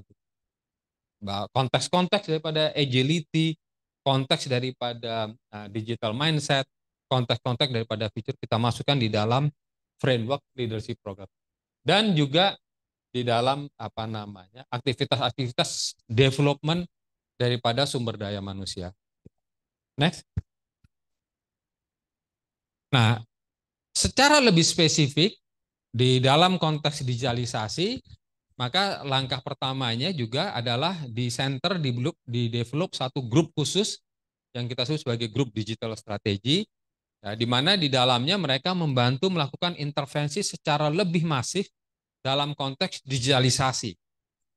Dan dalam connecting managing the group, maka kami di centers itu pada dasarnya membantu, mensupport seluruh business unit ya, untuk bisa bergerak bersama, maju bersama dan seterusnya. Nah, inilah beberapa program-program yang dilakukan ya, terkait dengan secara spesifik sebuah intervensi yang lebih masif terkait dengan digital. Mulai daripada Digital Academy, Digital Master Club, Digital Immersion Day, Digitalk dan seterusnya dan seterusnya. Ya, jadi tadi di satu sisi hal-hal yang fundamental kita rapihkan, kemudian itu diintegrasikan di dalam berbagai macam kurikulum kita, diintegrasikan di dalam berbagai macam program development kita, dan juga secara lebih spesifik adalah spesifik terkait dengan digital, ya, baik hard skill maupun soft skill dan terkait dengan digital. Next. Dan setelah itu dilakukan semua, dan ini kembali adalah sebuah perjalanan tanpa akhir ya Bapak Ibu. Jadi tidak ada tuh yang namanya bikin terus jadi udah selesai, nggak ada. Pengalaman saya kembali karena saya orang di bisnis sudah 34 tahun, 15 tahun lalu di operation dan di dunia sales yang sangat kuantitatif dan sangat jelas gitu ya. Sementara di human capital itu kita kalau nanem mungkin dapatnya baru 4-5 tahun kemudian. Nggak ada yang namanya human capital setahun jadi gitu, nggak ada. Develop orang dan segala macam harus disiapkan 6-7 tahun sebelumnya untuk dapat leader yang betul-betul mumpuni dan seterusnya. Memang very different ya antara dunia yang sales misalnya dengan dunia human capital. Nah, tadi bahwa berbagai macam hal konteks development people, baik hard skill, soft skill, leader, sistem kita rapikan. Dan yang terakhir kita sentuh adalah culture. Karena kami tadi is very believer. Astra in the core is the corporate philosophy, culture, values, dan management system. Yang lain-lain strategi dan segala macam setiap saat bisa disesuaikan. Dan kami di Astra sangat senang untuk berbagi seperti ini. Kita nggak pernah takut akan dicolong lah. Udah banyak Astra Management System kita dicoba diduplikasi jadi Garuda Food Management System, jadi ini dan segala macam. Tapi yang tidak pernah tergantikan adalah corporate culture. Dan corporate culture is very unique ke masing-masing perusahaan. Saya tidak mengatakan Astra paling hebat, no. Syntesa punya corporate culture yang kuat akan jadi. Tapi itu tidak akan direplikasi ke tempat. Nah, oleh sebab itu, setelah semua ini kita tata, kemudian kita sentuh corporate culture kita. Di tahun lalu, kami melakukan rejuvenasi daripada nilai-nilai catur dharma. Jadi catur dharmanya masih tetap, 4 itu masih relevan dari founding father, tetapi key behavior-nya itu kita refine. Kita sesuaikan supaya dia sesuai dengan konteks zamannya. Jadi kalau proses tadi berbagai macam hal kita sudah lakukan, leadership kompetensi, kemudian development-nya, kurikulumnya, semuanya sudah. Kemudian yang terakhir adalah values. Kita refine. Jadi tahun lalu kami melakukan project rejuvenasi catur dharma, terutama key behavior. Kalau catur dharma di tahun 2007 sangat diwarnai oleh TQM, Total Quality Management, yang merupakan DNA-nya Astra. Maka kemudian pada saat kami melakukan rejuvenasi, kita tambahkan dengan konteks organization agility, digital mindset, dan juga transformational leadership. Nah, kita sudah selesai di tahun lalu, November kemarin kita launching, dan sekarang sedang dalam proses sosialisasi dan alignment ke business unit operating values. Jadi kita berharap sekarang di sana ke depan, ini perjalanan panjang lagi, culture lebih panjang lagi. Untuk create sesuatu menjadi betul-betul corporate culture mungkin butuh 5, 7, 8, 9 tahun. Is not apa namanya sprint. This is marathon. Ya, tapi we have to start. Dan kita harap bahwa tadi sumber daya manusia kita menjadi lebih ready, lebih siap untuk menghadapi masa depan. Saya kira ini adalah bagian terakhir daripada slide saya. Mudah-mudahan memberikan inspirasi buat Bapak Ibu semua. Terima kasih. Terima kasih banyak untuk Pak Budi untuk pemaparannya yang sangat-sangat insightful ya Pak. Untuk kita semua yang ada di sini. Mungkin sebagai gambaran aja Pak, kita di sini itu di Syntesa Group ini ada 16 anak perusahaan dan Bapak Ibu yang join di sini ini adalah perwakilan dari anak-anak perusahaan tersebut. Dan mungkin karena bergerak di lini bisnis yang berbeda, pastinya kita semua juga punya pendekatan yang berbeda nih ya untuk mengimplementasikan atau mengadopsi reskilling, upskilling maupun segala strategi ini untuk memasuki future of work tadi. Oke Bapak Ibu, sekarang kita masuk ke dalam sesi tanya jawab. Saya yakin dari kita semua pasti sudah ada yang tergelitik nih untuk nanya-nanya nih kepada Bapak-bapak narasumber kita di depan ini, karena apa yang disampaikan tadi ya, kalau saya pribadi sih menurut saya ini sangat menarik dan ini membuka perspektif banget gitu. Nah, kalau ada dari Bapak Ibu yang ingin bertanya, yang peserta offline boleh tunjuk tangan, nanti akan dibantu oleh rekan saya yang di ujung untuk memberikan mic. Kemudian untuk yang online juga boleh raise hand ya kalau di Zoom, atau bisa ketik juga pertanyaannya di kolom komentar.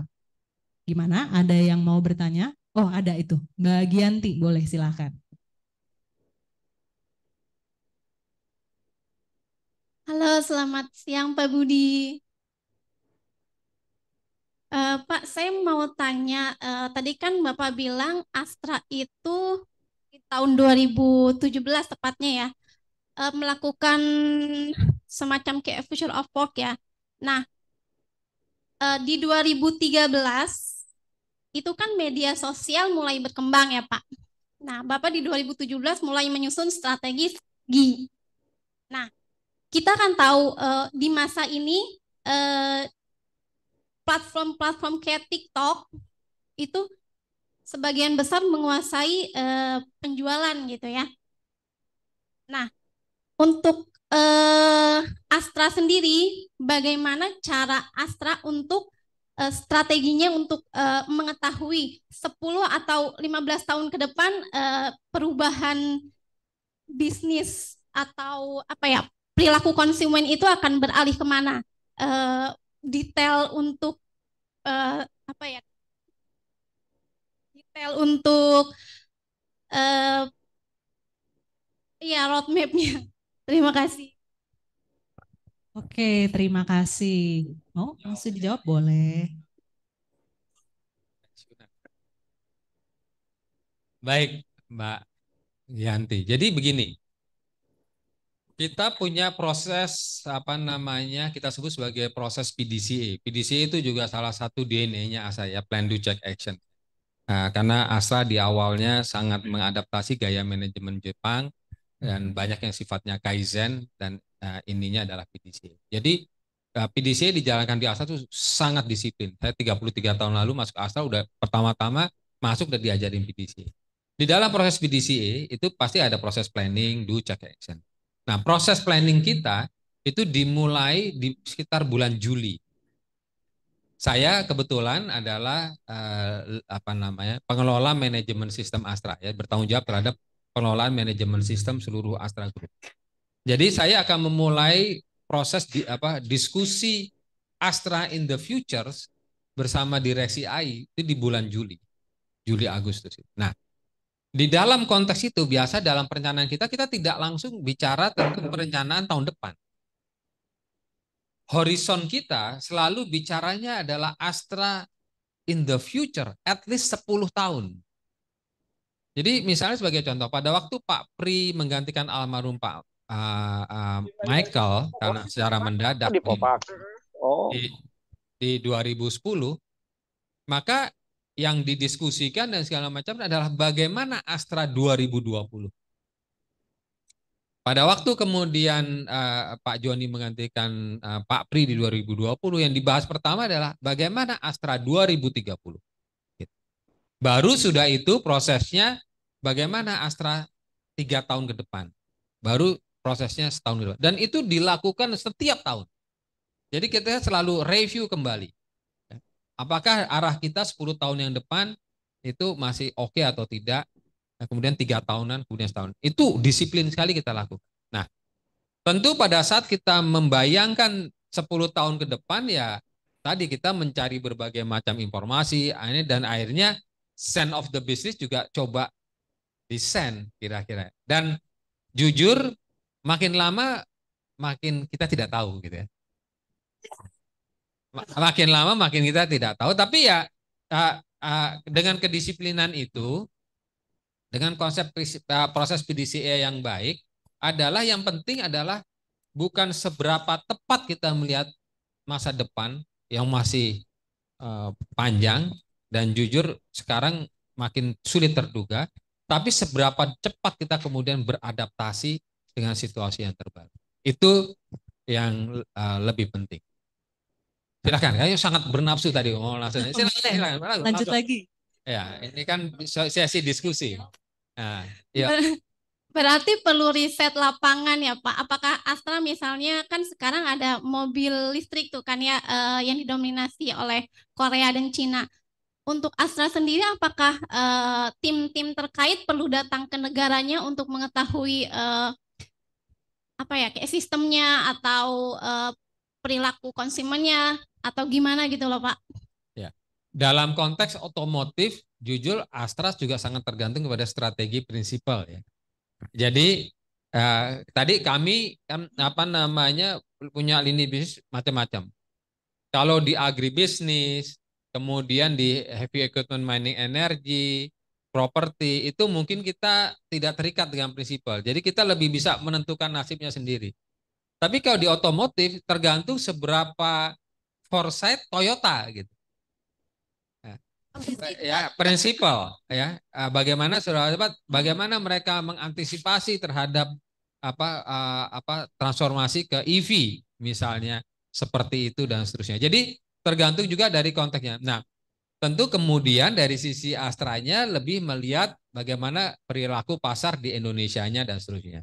Nah, dan bagaimana kalau kita perusahaan-perusahaan yang juga punya prinsipal, bagaimana meyakinkan prinsipalnya bahwa menurut kita pasar Indonesia ini akan bergeraknya akan lebih cepat nih karena begini, kayak begini dan seterusnya gitu. Jadi situasinya akan sangat beda secara konteks per masing-masing bisnis dan seterusnya. Kalau bisnis-bisnis yang partner dengan prinsipal, maka biasanya teknologi direction dan segala macam ada di prinsipal, karena sifatnya kita nanti lebih pada manufaktur, kemudian selling, dan seterusnya.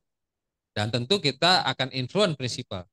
Tapi bagi bisnis-bisnis yang relatif tidak punya prinsipal, maka kita akan lebih punya kesempatan menentukan nasib sendiri, gitu ya. Seperti di agribisnis, kemudian seperti di grup alat berat pun juga terbagi. Karena alat berat di UT juga ada prinsipal Komatsu misalnya. Tapi di Pama Persada mining contracting, seperti misalnya sekarang di grup dengan pressure ISG di grupnya alat berat mining energy UT Group sekarang lagi shifting satu ke mineral non coal dan yang kedua go to the renewable energy misalnya. Nah, itu tidak ada prinsipal. Kita akan lebih bebas menentukan nasib kita mau seperti apa. Jadi is really depend of the structures daripada bisnis itu sendiri dan kira-kira gitu. Berarti selalu ada banyak planning ya Pak, bukan cuma satu planning yang dibahas, tapi kalau misalnya planningnya nggak jalan, selalu ada jalan keluar lain gitu ya? Iya. Secara teori manajemen kan kita kenal namanya skenario planning ya. Karena itu biasa dasarnya. Tapi buat kami pengalaman di Astra kalau boleh berbagi adalah tadi yang penting kedisiplinan kita dalam menjalankan, kalau kami bilang roda PDCA-nya. Ini selalu ngomongnya gampang, simple kok. Plan, do, check, action gitu. Tapi seringkali banyak perusahaan yang kurang sukses, kalau tidak disebut sebagai gagal, adalah ketekunan dalam kemudian tiap kali melakukan checking dan kemudian merevisit, melihat kembali bagaimana kita harus merespon kondisi yang baru. Makanya ada yang tahu nggak singkatan Astra di sini? Ini kalau ini nanti saya kasih hadiah. Kalau yang bisa nebak. Dapat sepeda. Atau lambangnya Lexus. Ada yang tahu nggak? Ada yang bisa nebak nggak? Singkatan Astra apa? Nggak ada yang tahu ya, karena memang ini di Sintesa Group soalnya. Astra itu asal senggang terus rapat. Ya, jadi kita dikit-dikit rapat gitu ya. Nah, seterusnya. Karena tadi proses checking, kontrol menjadi penting buat kami. Kami sangat disiplin. Tentu rapatnya harus efektif, efisien. Karena kita tahu kita semua ada di bisnis. Bagaimana saya tuh paling terkesan tuh kasus pandemi sama kasus Jokowi naik. Kasus pandemi kita sama-sama tahu lah. Kita bikin planning 2019 kan, wah tuh 2020 begini mantap ya. Set Januari, wah ini Cina udah mulai. Januari kita masih bagus. Februari, Maret kan, Maret 2020 pertama ditemukan. Habis itu blok otomotif, pasar otomotif tinggal 50%-nya. So, kalau kita terus ngotot terhadap planning kita, matilah kita. We have to adjust dengan cepat, dengan tertata dan seterusnya, tanpa meninggalkan mimpi kita menjadi pride of the nation misalnya seperti itu. Nah, jadi itu sebuah proses yang harus kita jalankan secara persisten, konsisten. Jadi selain punya agility tapi juga punya adaptability ya Pak ya, harus bisa menyesuaikan dengan cepat gitu. Iya, betul. Kalau pandemi muncul istilah baru yang sangat terkenal, resilient. Ya. Kemampuan bagaimana kemudian jatuh, kemudian dengan cepat bangun lagi dan seterusnya. Mantap, luar biasa. Mungkin itu untuk menjawab pertanyaan Mbak Gianti ya. Terima kasih Pak Budi. Kemudian, wah kebetulan ada yang nyolek saya tadi, katanya ada yang mau tanya dari online. Jadi kita mungkin berikan peserta online dulu nih ya yang bertanya ya. Dari Pak Sarjuri, mana Pak Sarjuri? Baik, terima kasih Bu. Apakah suara saya sudah cukup jelas? Iya, aman Pak. Silakan. Aman ya Bu ya, baik. Baik, izin bertanya untuk Pak Gama ya Bu ya. Halo Ibu. Iya Pak. Baik, silakan, izin Pak. bertanya untuk Pak Gama ya Pak ya. Saya dengan Sarjuri Pak dari Peninsula Palembang. Apa kabar Pak Gama? Baik Pak Sarjuri. Saya mau bertanya Pak, ini terkait dengan sumber daya Pak ya, human resources ya. Kalau dalam penerapan organisasi Pak ya, kita menerapkan MBO ya, manajemen bisnis by objective, itu kan faktor utama yang paling krusial adalah bagaimana partisipasi aktif dari semua anggota organisasi Pak ya. sehingga yang namanya soft skill tadi betul-betul berkembang dan menjadi kekuatan organisasi. Mohon sedikit ininya Pak, ilmunya, metode apa Pak yang paling efektif Pak ya untuk mengembangkan soft skill karyawan tersebut? Terima kasih Pak. Waduh, ini berat juga pertanyaannya. Tapi rasanya common common practice ya. Bagaimana mengembangkan metode yang efektif terkait dengan soft skill ya Pak ya. Betul Pak, betul. Ini berbagi pengalaman juga ya Pak. Kebetulan saya juga bersama Pak Budi di Astra gitu ya. Astra berkembang sejauh ini, salah satu kunci keberhasilan pengembangan di Astra itu adalah para pimpinannya. Jadi leadership ya. Jadi leadership itu adalah kunci. Mulai dari leader yang paling atas sampai dengan leaders yang paling terdekat, jadi atasan langsung gitu ya. Nah, peran mereka apa gitu ya? Sebetulnya kita punya istilah dulu namanya CCIL. CCIL itu apa sih? Jadi komitmen dari para atasan, kemudian konsisten dilaksanakan, kemudian involvement dari atasannya dan juga leadership dari atasannya. Jadi sebetulnya apapun pengembangannya, kalau 4 hal tadi itu bisa berjalan dengan baik, insya Allah itu bisa tercapai sesuai dengan tujuannya. Karena kami juga bersama Pak Budi ini kan setiap tahun menyelenggarakan survei-survei ya terkait dengan engagement. Itu pengaruh yang namanya leader itu sangat besar sekali. Gitu ya. Karena teman-teman semua kan sudah nyari orang nih, begitu susah payahnya gitu ya. Teman-teman rekrutmen ini cari yang punya kemampuan soft skill-nya seperti apa, yang punya hard skill-nya seperti apa dan sebagainya. Nah, tentunya teman-teman juga sudah punya saringan ya yang cocok dengan DNA-nya Sintesa itu orang seperti apa ya. Nah, itu nanti akan memudahkan di dalam pengembangannya, diarahkannya ke mana. Yang jadi problem, kebetulan kami juga pernah punya GV-GV gitu ya. Itu alat saringnya ini nggak standar gitu ya. Jadi yang disaring akhirnya keluarnya juga macam-macam warnanya gitu ya. Ada yang dia tipikalnya individualis, ada yang teamwork, ada yang apa dan sebagainya. Nah, ini akan membuat kesulitan tim untuk mengembangkannya yang sesuai arahan bisnis. Ini salah satu kunci kenapa orang ini penting itu mulai dari awal masuk itu memang harus disaring sesuai dengan DNA yang dimaui oleh perusahaan masing-masing. Itu penting. Jadi kalau Bapak Ibu menjumpai di perusahaan apa gitu yang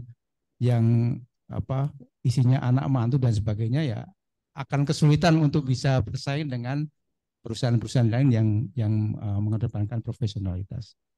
Mungkin itu Pak Sajuri atau Pak Sujuri ya. Mudah-mudahan bisa menjawab. Terima kasih Pak. Jadi lebih ke passion Pak ya, nomor 1 Pak ya. Jadi minat dulu Pak ya, ke passion. Setelah itu adalah soft skill. Setelah itu baru kompetensi. Begitu Pak ya urutannya Pak ya. Iya Pak. Baik, terima kasih Pak atas jawabannya. Sama-sama Pak. Terima kasih untuk Pak Sarjuri juga yang boleh memberikan pertanyaan ya secara online. Oke, tadi saya lihat di sini ada yang mau bertanya. Oh, Pak Bas. Oke, silakan.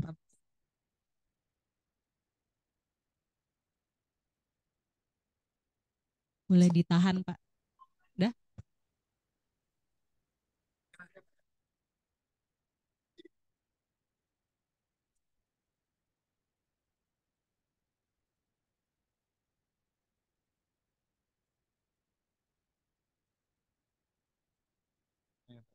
Jadi pondasinya udah.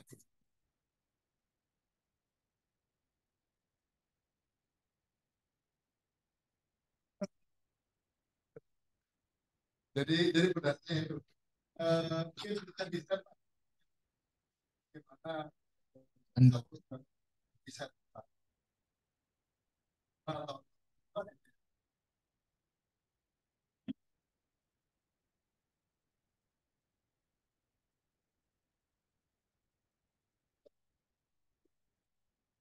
orang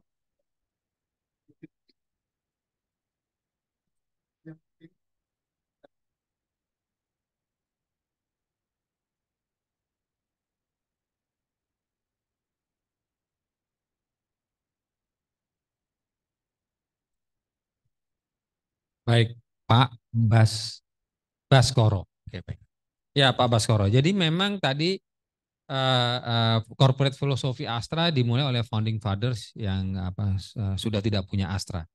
Ya, tadinya adalah konsensus keluarga. Jadi tahun 1982 pada saat beliau mulai mempersiapkan succession ke putra-putrinya. Karena beliau tahu bahwa corporate philosophy ini kemudian harus dikodifikasi menjadi tertulis. Maka itu terjadi di tahun 82 dengan Catur Dharma. Pertanyaannya, kenapa event keluarga sudah tidak memiliki Astra bisa bertahan 40 tahun kemudian? Kata kuncinya satu adalah leader. Gitu, ya. Jadi saya believer dan dari berbagai baju bahwa yang namanya corporate culture itu top down game, bukan bottom up. What is the belief of the founding fathers? What is the of owners? Kemudian kalau misalnya dia adalah perusahaan profesional, what is the belief of the board misalnya, dan seterusnya. Karena apa? Yang namanya corporate culture itu paling penting adalah role model. Saya selalu paling gampang ceritanya begini. Kita bikin corporate culture, tepat waktu. Kita semangat tepat waktu. Tapi bapak-bapak depan ini, meeting direksi, udah pada datang belum? Oh, belum pada datang. Nah, nanti tunggu dulu dong. Saya bos kok ya. Nunggu semuanya komplit belum datang. Akhirnya itu cuma jadi slogan-slogan aja. Tapi kalau Pak Yono, Pak Arbono, Pak David, Pak ini 5 menit sebelum meeting udah duduk. Lah, yang dipilih pada akan ngikut kan. Jadi corporate cultures itu harus start dari atas, role model. Dan itu memang harus jadi belief daripada ini. Kalau nggak belief setengah mati. Nah, proses di Astra adalah Catur Dharma itu adalah nilai-nilai dari William Surajaya yang dikodifikasi. Nah, kemudian nilai-nilai William Surajaya itu kemudian kan dia narik orang-orang, dan memang William Surajaya dari dulu juga sangat percaya dengan para profesional ya, maka membangun bisnisnya sebetulnya juga dengan para profesional, dengan keluarga saja dan seterusnya. Maka dia narik orang-orang yang dia rasa punya belief yang sama, orang-orang terdekat. Salah satu tokoh pentingnya sebetulnya adalah keponakannya, yaitu Teddy Rahmat, yang kemudian tahun 2023 keluar bikin bisnis sendiri dan sekarang juga jadi konglomerat luar biasa juga, Triputra Group dan seterusnya. Ya. Jadi kemudian yang bawa adalah Teddy Rahmat juga, karena Teddy Rahmat mirip dengan Om William, gitu ya. Ya, dan dia mencari orang-orang yang percaya terhadap hal tersebut. Nah, tapi kembali, itu saja belum cukup, karena kalau sangat tergantung pada individual centric, pada saat individual itu hilang, kemudian bisa ini. Nah, Astra punya prinsip kedua tadi. Dia sangat believer dengan proses. Maka kemudian Astra itu sangat dikenal sebagai company run by bestseller gitu ya. Apa-apa dicobain, Blue Ocean cobain, balance scorecard ada cobain dan segala macam ya. Kalau tadi Bapak Ibu lihat, semuanya disistemize. Kita punya Astra Human Capital Management System. Kita punya Astra Management System. Nah, kita punya guideline untuk operational agility. Kita punya ini dan seterusnya. Nah, kombinasi antara konteks role model leadership yang kemudian dikombin dengan sistem yang dijalankan dengan konsisten, itu yang menjaga ini berjalan sampai 40 tahun kemudian. Nah, tentu kemudian eksekusinya lebih detailnya lagi seperti teori pada saat kita develop culture lah. Kita kemudian cari change agent. Nah, paling penting tadi culture juga adalah diterjemahkan dulu dalam key behavior. Diterjemah dalam key. Jadi kalau bicara cuma Catur Dharma, itu opo. Orang bisa interpretasinya masing-masing gitu. Nah, kami detailkan tuh tadi. Makanya kita bilang ada key behavior. Jadi Catur Dharma itu setiap dharmanya punya 3 hal inti. setiap hal inti punya 3 key behavior. Jadi punya 36 key behavior inti. Sehingga orang kemudian tahu maksudnya apa sih to be part of the nation, apa namanya? To be an asset to the nation tuh terjemahan saya tuh harus melakukan apa, itu apa? Jelas. Termasuk yang kemudian kami refine. Nah, baru sudah itu yang technical biasa lah. Kamu develop change agent, siapa yang paling beli. Kemudian tadi bikin artefak-artefak, di ruang meeting, catur dharma, atau to be on time, dan segala macam. Kemudian bikin workshop, bikin team building, dan seterusnya. Tapi itu adalah lebih pada tataran praktis. Kalau ini dilakukan, tapi Pak Yono tetap datang telat, selesai sudah. Nggak work.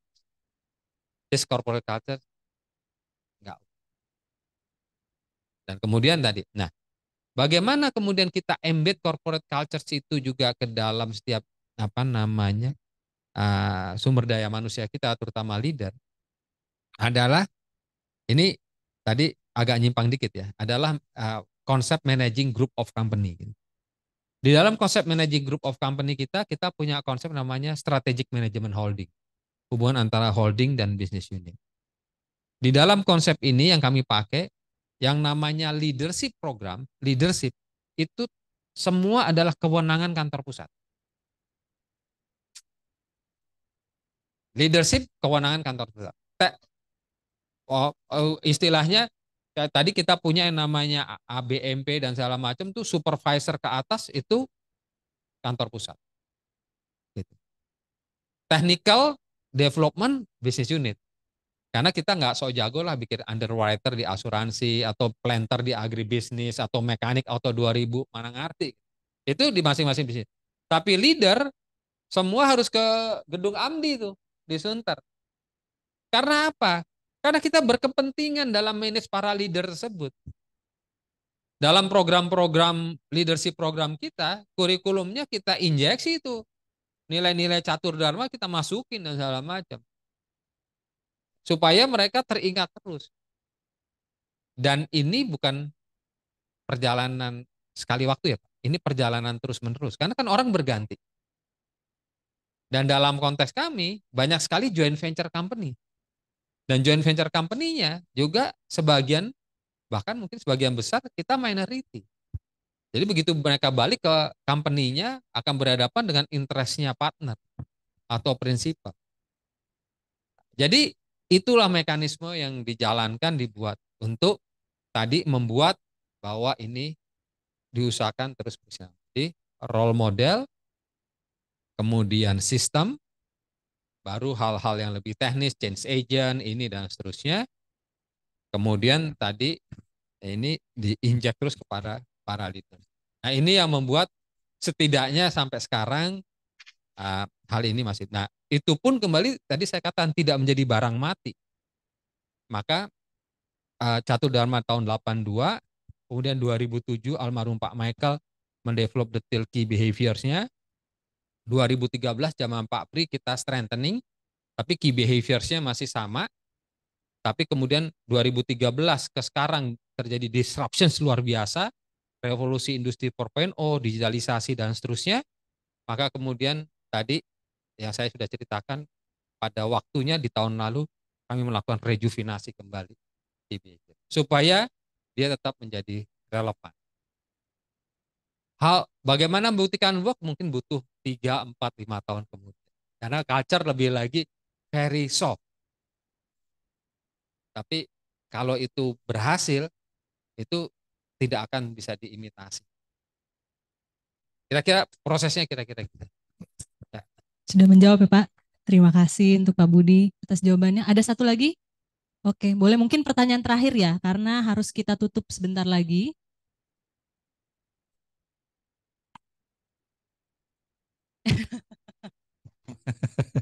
Silakan Pak.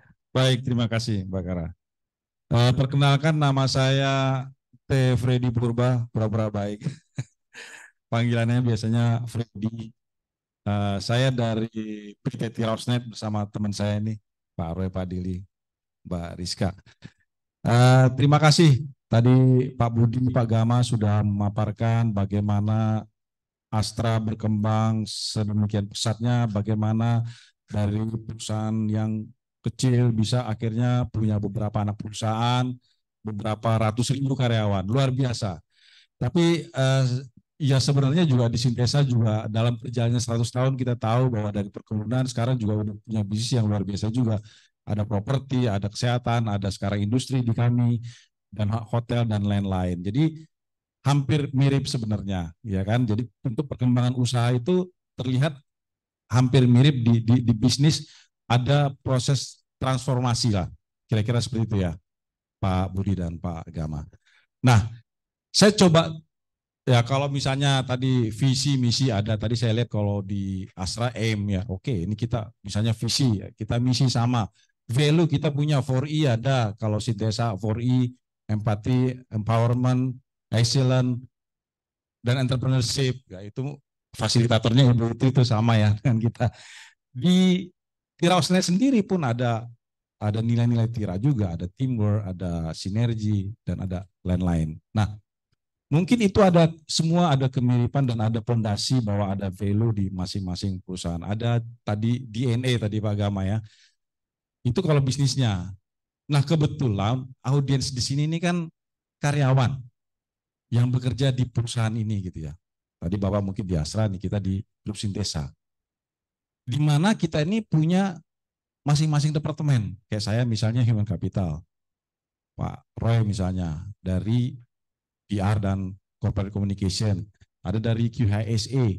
Ada Pak Hernowo mungkin dari Finance atau dari teman-teman yang lain misalnya. Nah, maksud saya begini, saya coba down to earth ya. Kalau bicara tadi bisnis sudah oke lah.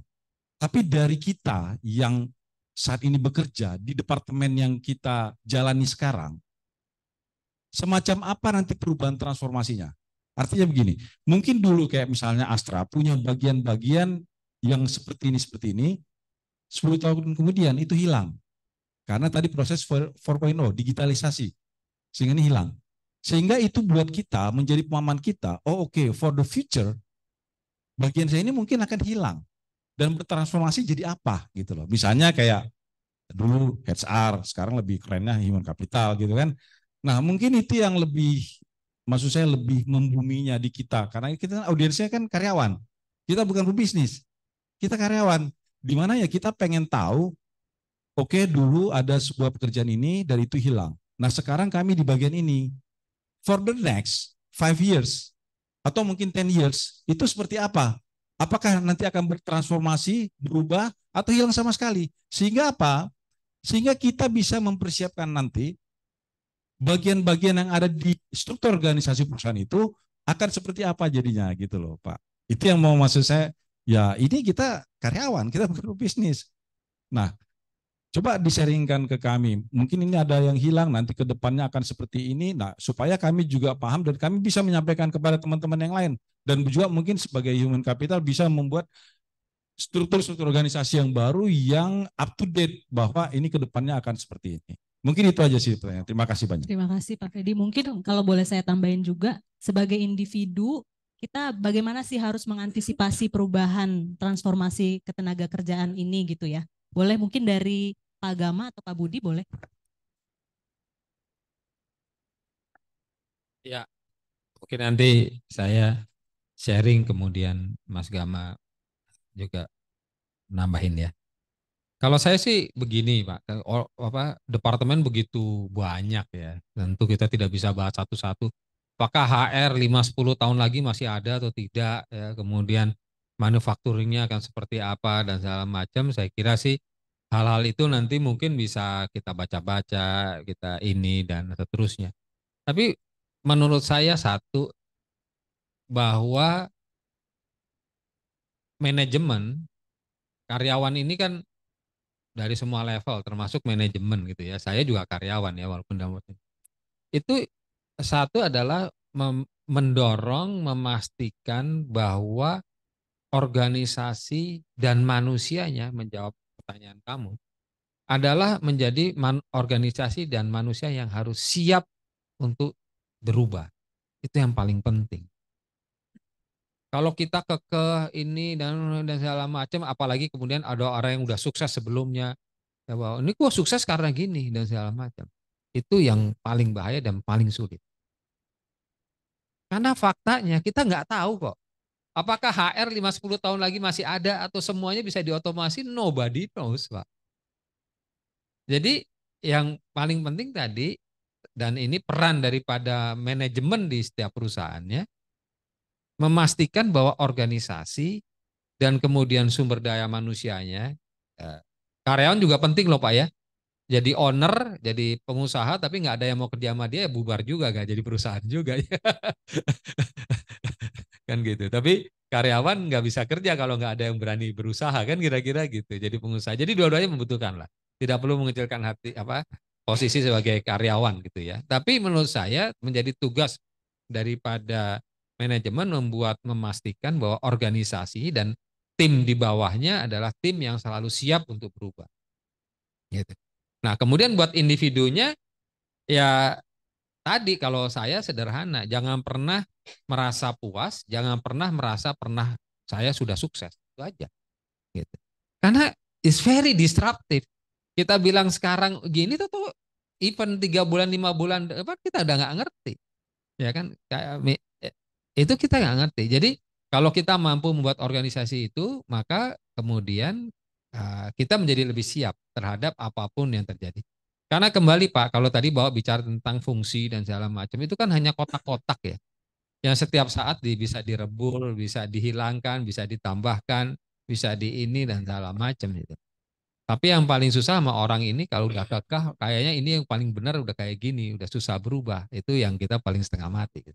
Tapi kalau orangnya kita bisa develop sebagai orang yang terus mau belajar, tidak berpuas diri, kemudian organisasinya berubah nih, akan jadi begini dan segala macam. Oh siap. Kemudian tadi kan judulnya, oh sekarang saya harus mempelajari ilmu baru nih, harus reskilling, siap gitu. Nah itu mantap lah udah. Nggak usah khawatir mau nanti bentuknya seperti apa HR masih ada atau enggak, finance semuanya diotomasi atau tidak dan segala macam. Siap. Kalau saya sih ngelihatnya begitu Pak. Jadi apa namanya kita membantu, apalagi kalau Bapak di Human Capital yang membantu pimpinan memikirkan kan bagaimana nih menyiapkan sumber daya manusia yang mindsetnya terbuka, ya kemudian siap berubah, kemudian tidak puas pada keberhasilan masa lalu. Menurut saya sih kuncinya itu. Nah, dengan demikian kita akan selalu siap apa namanya disruptions akan kemanapun kita ini. Walaupun nanti secara konteks bisnis kadang-kadang tidak seindah itu. Karena tiba-tiba apa iya kemudian karyawan kita masih harus sekian banyak dan seterusnya dan seterusnya. Tapi itu urusan bapak-bapak di depan inilah yang mikirin. Termasuk gua. Kira-kira gitu Mas Kang. Ya izin menambahkan. Jadi kalau dari sudut pandang saya ada dua hal yang mesti diperhatikan Pak. Tadi kan bicara terkait dengan perubahan organisasi dan kemudian secara individu bagaimana gitu ya. Nah, mungkin sebagai praktisi hasil ini terutama kalau melihat ada perubahan organisasi, ada fungsi yang hilang, fungsi yang nambah, itu pasti kan ke-reflect ke orangnya ya Pak ya. Nah tentunya sebagai praktisi hasil harus ngelihat dulu nih. Sebenarnya tugas ujungnya nih ya, tugas utama hasil itu apa sih? Kan kita bertugas untuk seoptimal mungkin bisa mengembangkan potensi human capital yang kita miliki selaras dengan tujuan bisnis atau tujuan perusahaan. Itu kan yang terpenting. Nah, caranya gimana macam-macam gitu ya. Nah, dengan case tadi, kalau misalnya masa depannya itu ternyata ada fungsi yang hilang dan sebagainya, yang perlu dilakukan oleh hasil adalah yang pasti yang pertama mempelajari strategi perusahaan. Yang kedua, kita lihat nih orang-orang kita ini mana yang bisa dikembangkan atau justru mereka yang mau dikembangkan baik secara tadi upskilling atau reskilling tadi, jadi disesuaikan dengan strategi bisnis barunya atau organisasi bisnis barunya. Jadi itu. Nah gimana kalau karyawannya nggak mau, ya selesai. Artinya ditelan zaman lah. Artinya memang tidak bisa mengikuti perkembangan.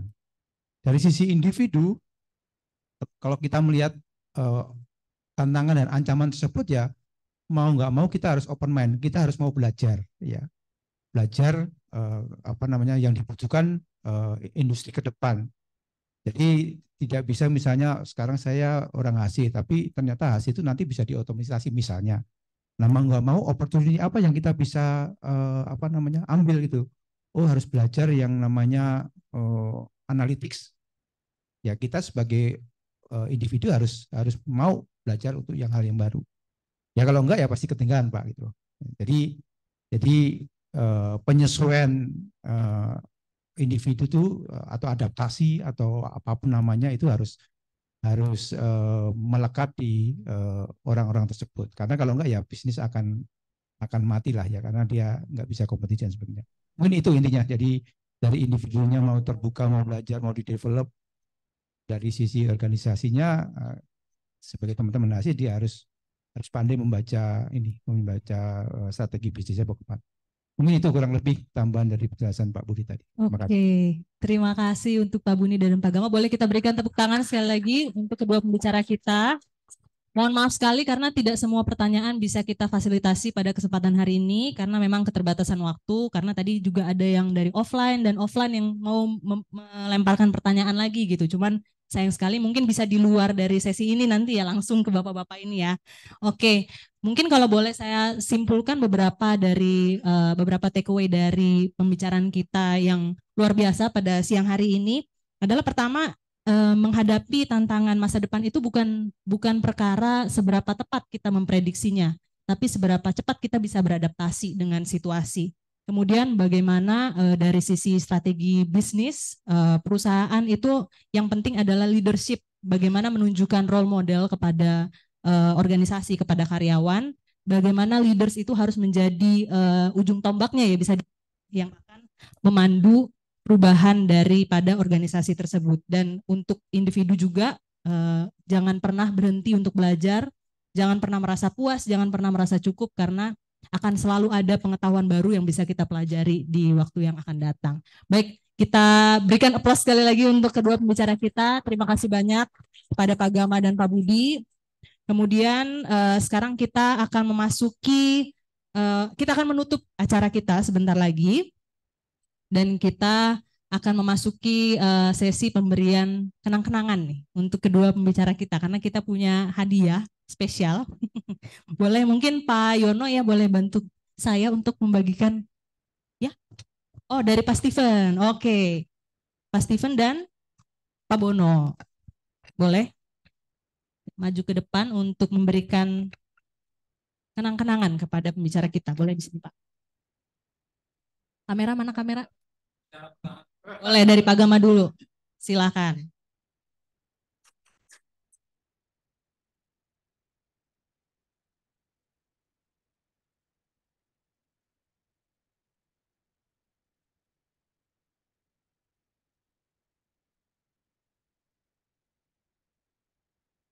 Oke, sekarang Pak Budi akan diberikan oleh Bapak Arbono.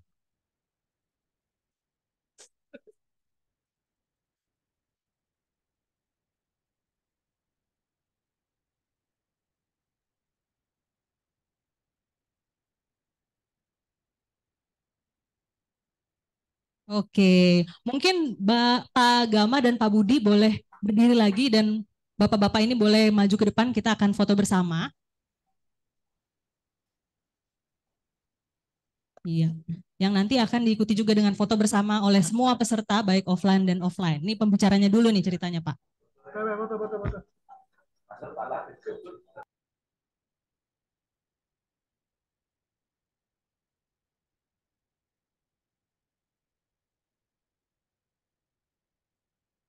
Oke, boleh sekarang waktunya kita ya. Peserta yang offline boleh maju ke depan, kita akan bentuk barisan. Boleh bantu untuk digeser mejanya. Nah, yang online boleh dinyalain ya, on cam kameranya ya. Mungkin boleh di show galeri aja biar kelihatan semuanya. Di sini ya.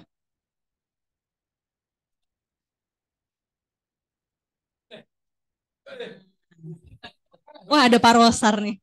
Selamat datang Bapak.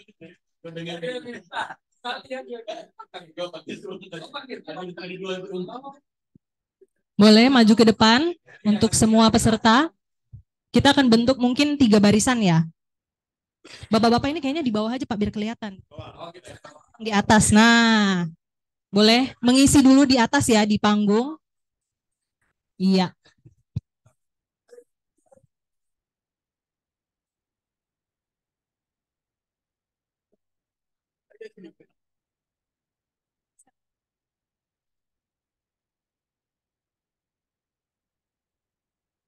Muat, harus muat pokoknya. Mungkin bisa dibikin barisan ketiga ya yang jongkok di bawah ya. Kelihatan nggak? Tapi nanti kameranya agak dari atas gitu, jadi semuanya ke foto.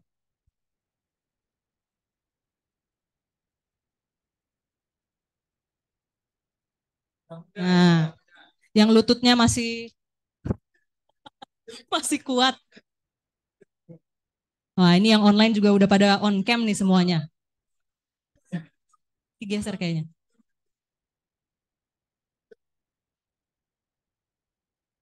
Nggak bisa digeser. Ya, masih. Oh, mau dikasihin sama. Bentar ya.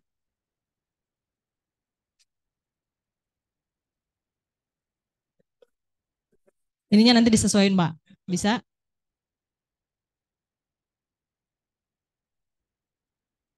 Kameranya naik kursi juga nggak apa-apa, biar kelihatan.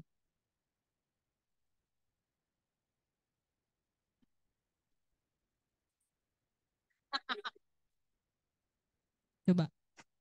Cukup nggak? Bisa?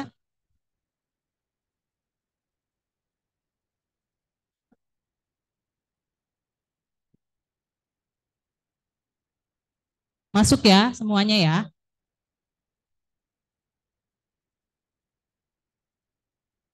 Oh iya, kita nggak ikutan. Sini. Oh, dia jatuh. Ya udah, oke. Saya ikut deh.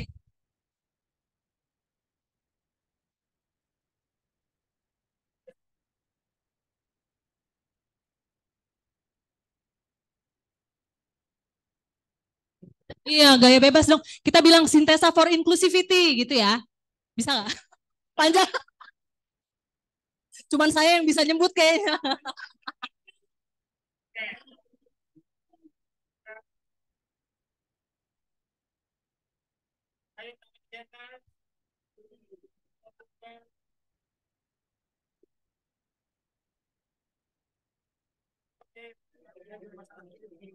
Oke, terima kasih semuanya. Terima kasih untuk yang sudah bergabung juga secara virtual. Boleh di live meeting sekarang. Terima kasih sekali lagi untuk para pembicara, untuk para ekskom yang sudah hadir, dan untuk perwakilan perusahaan yang sudah boleh meluangkan waktu.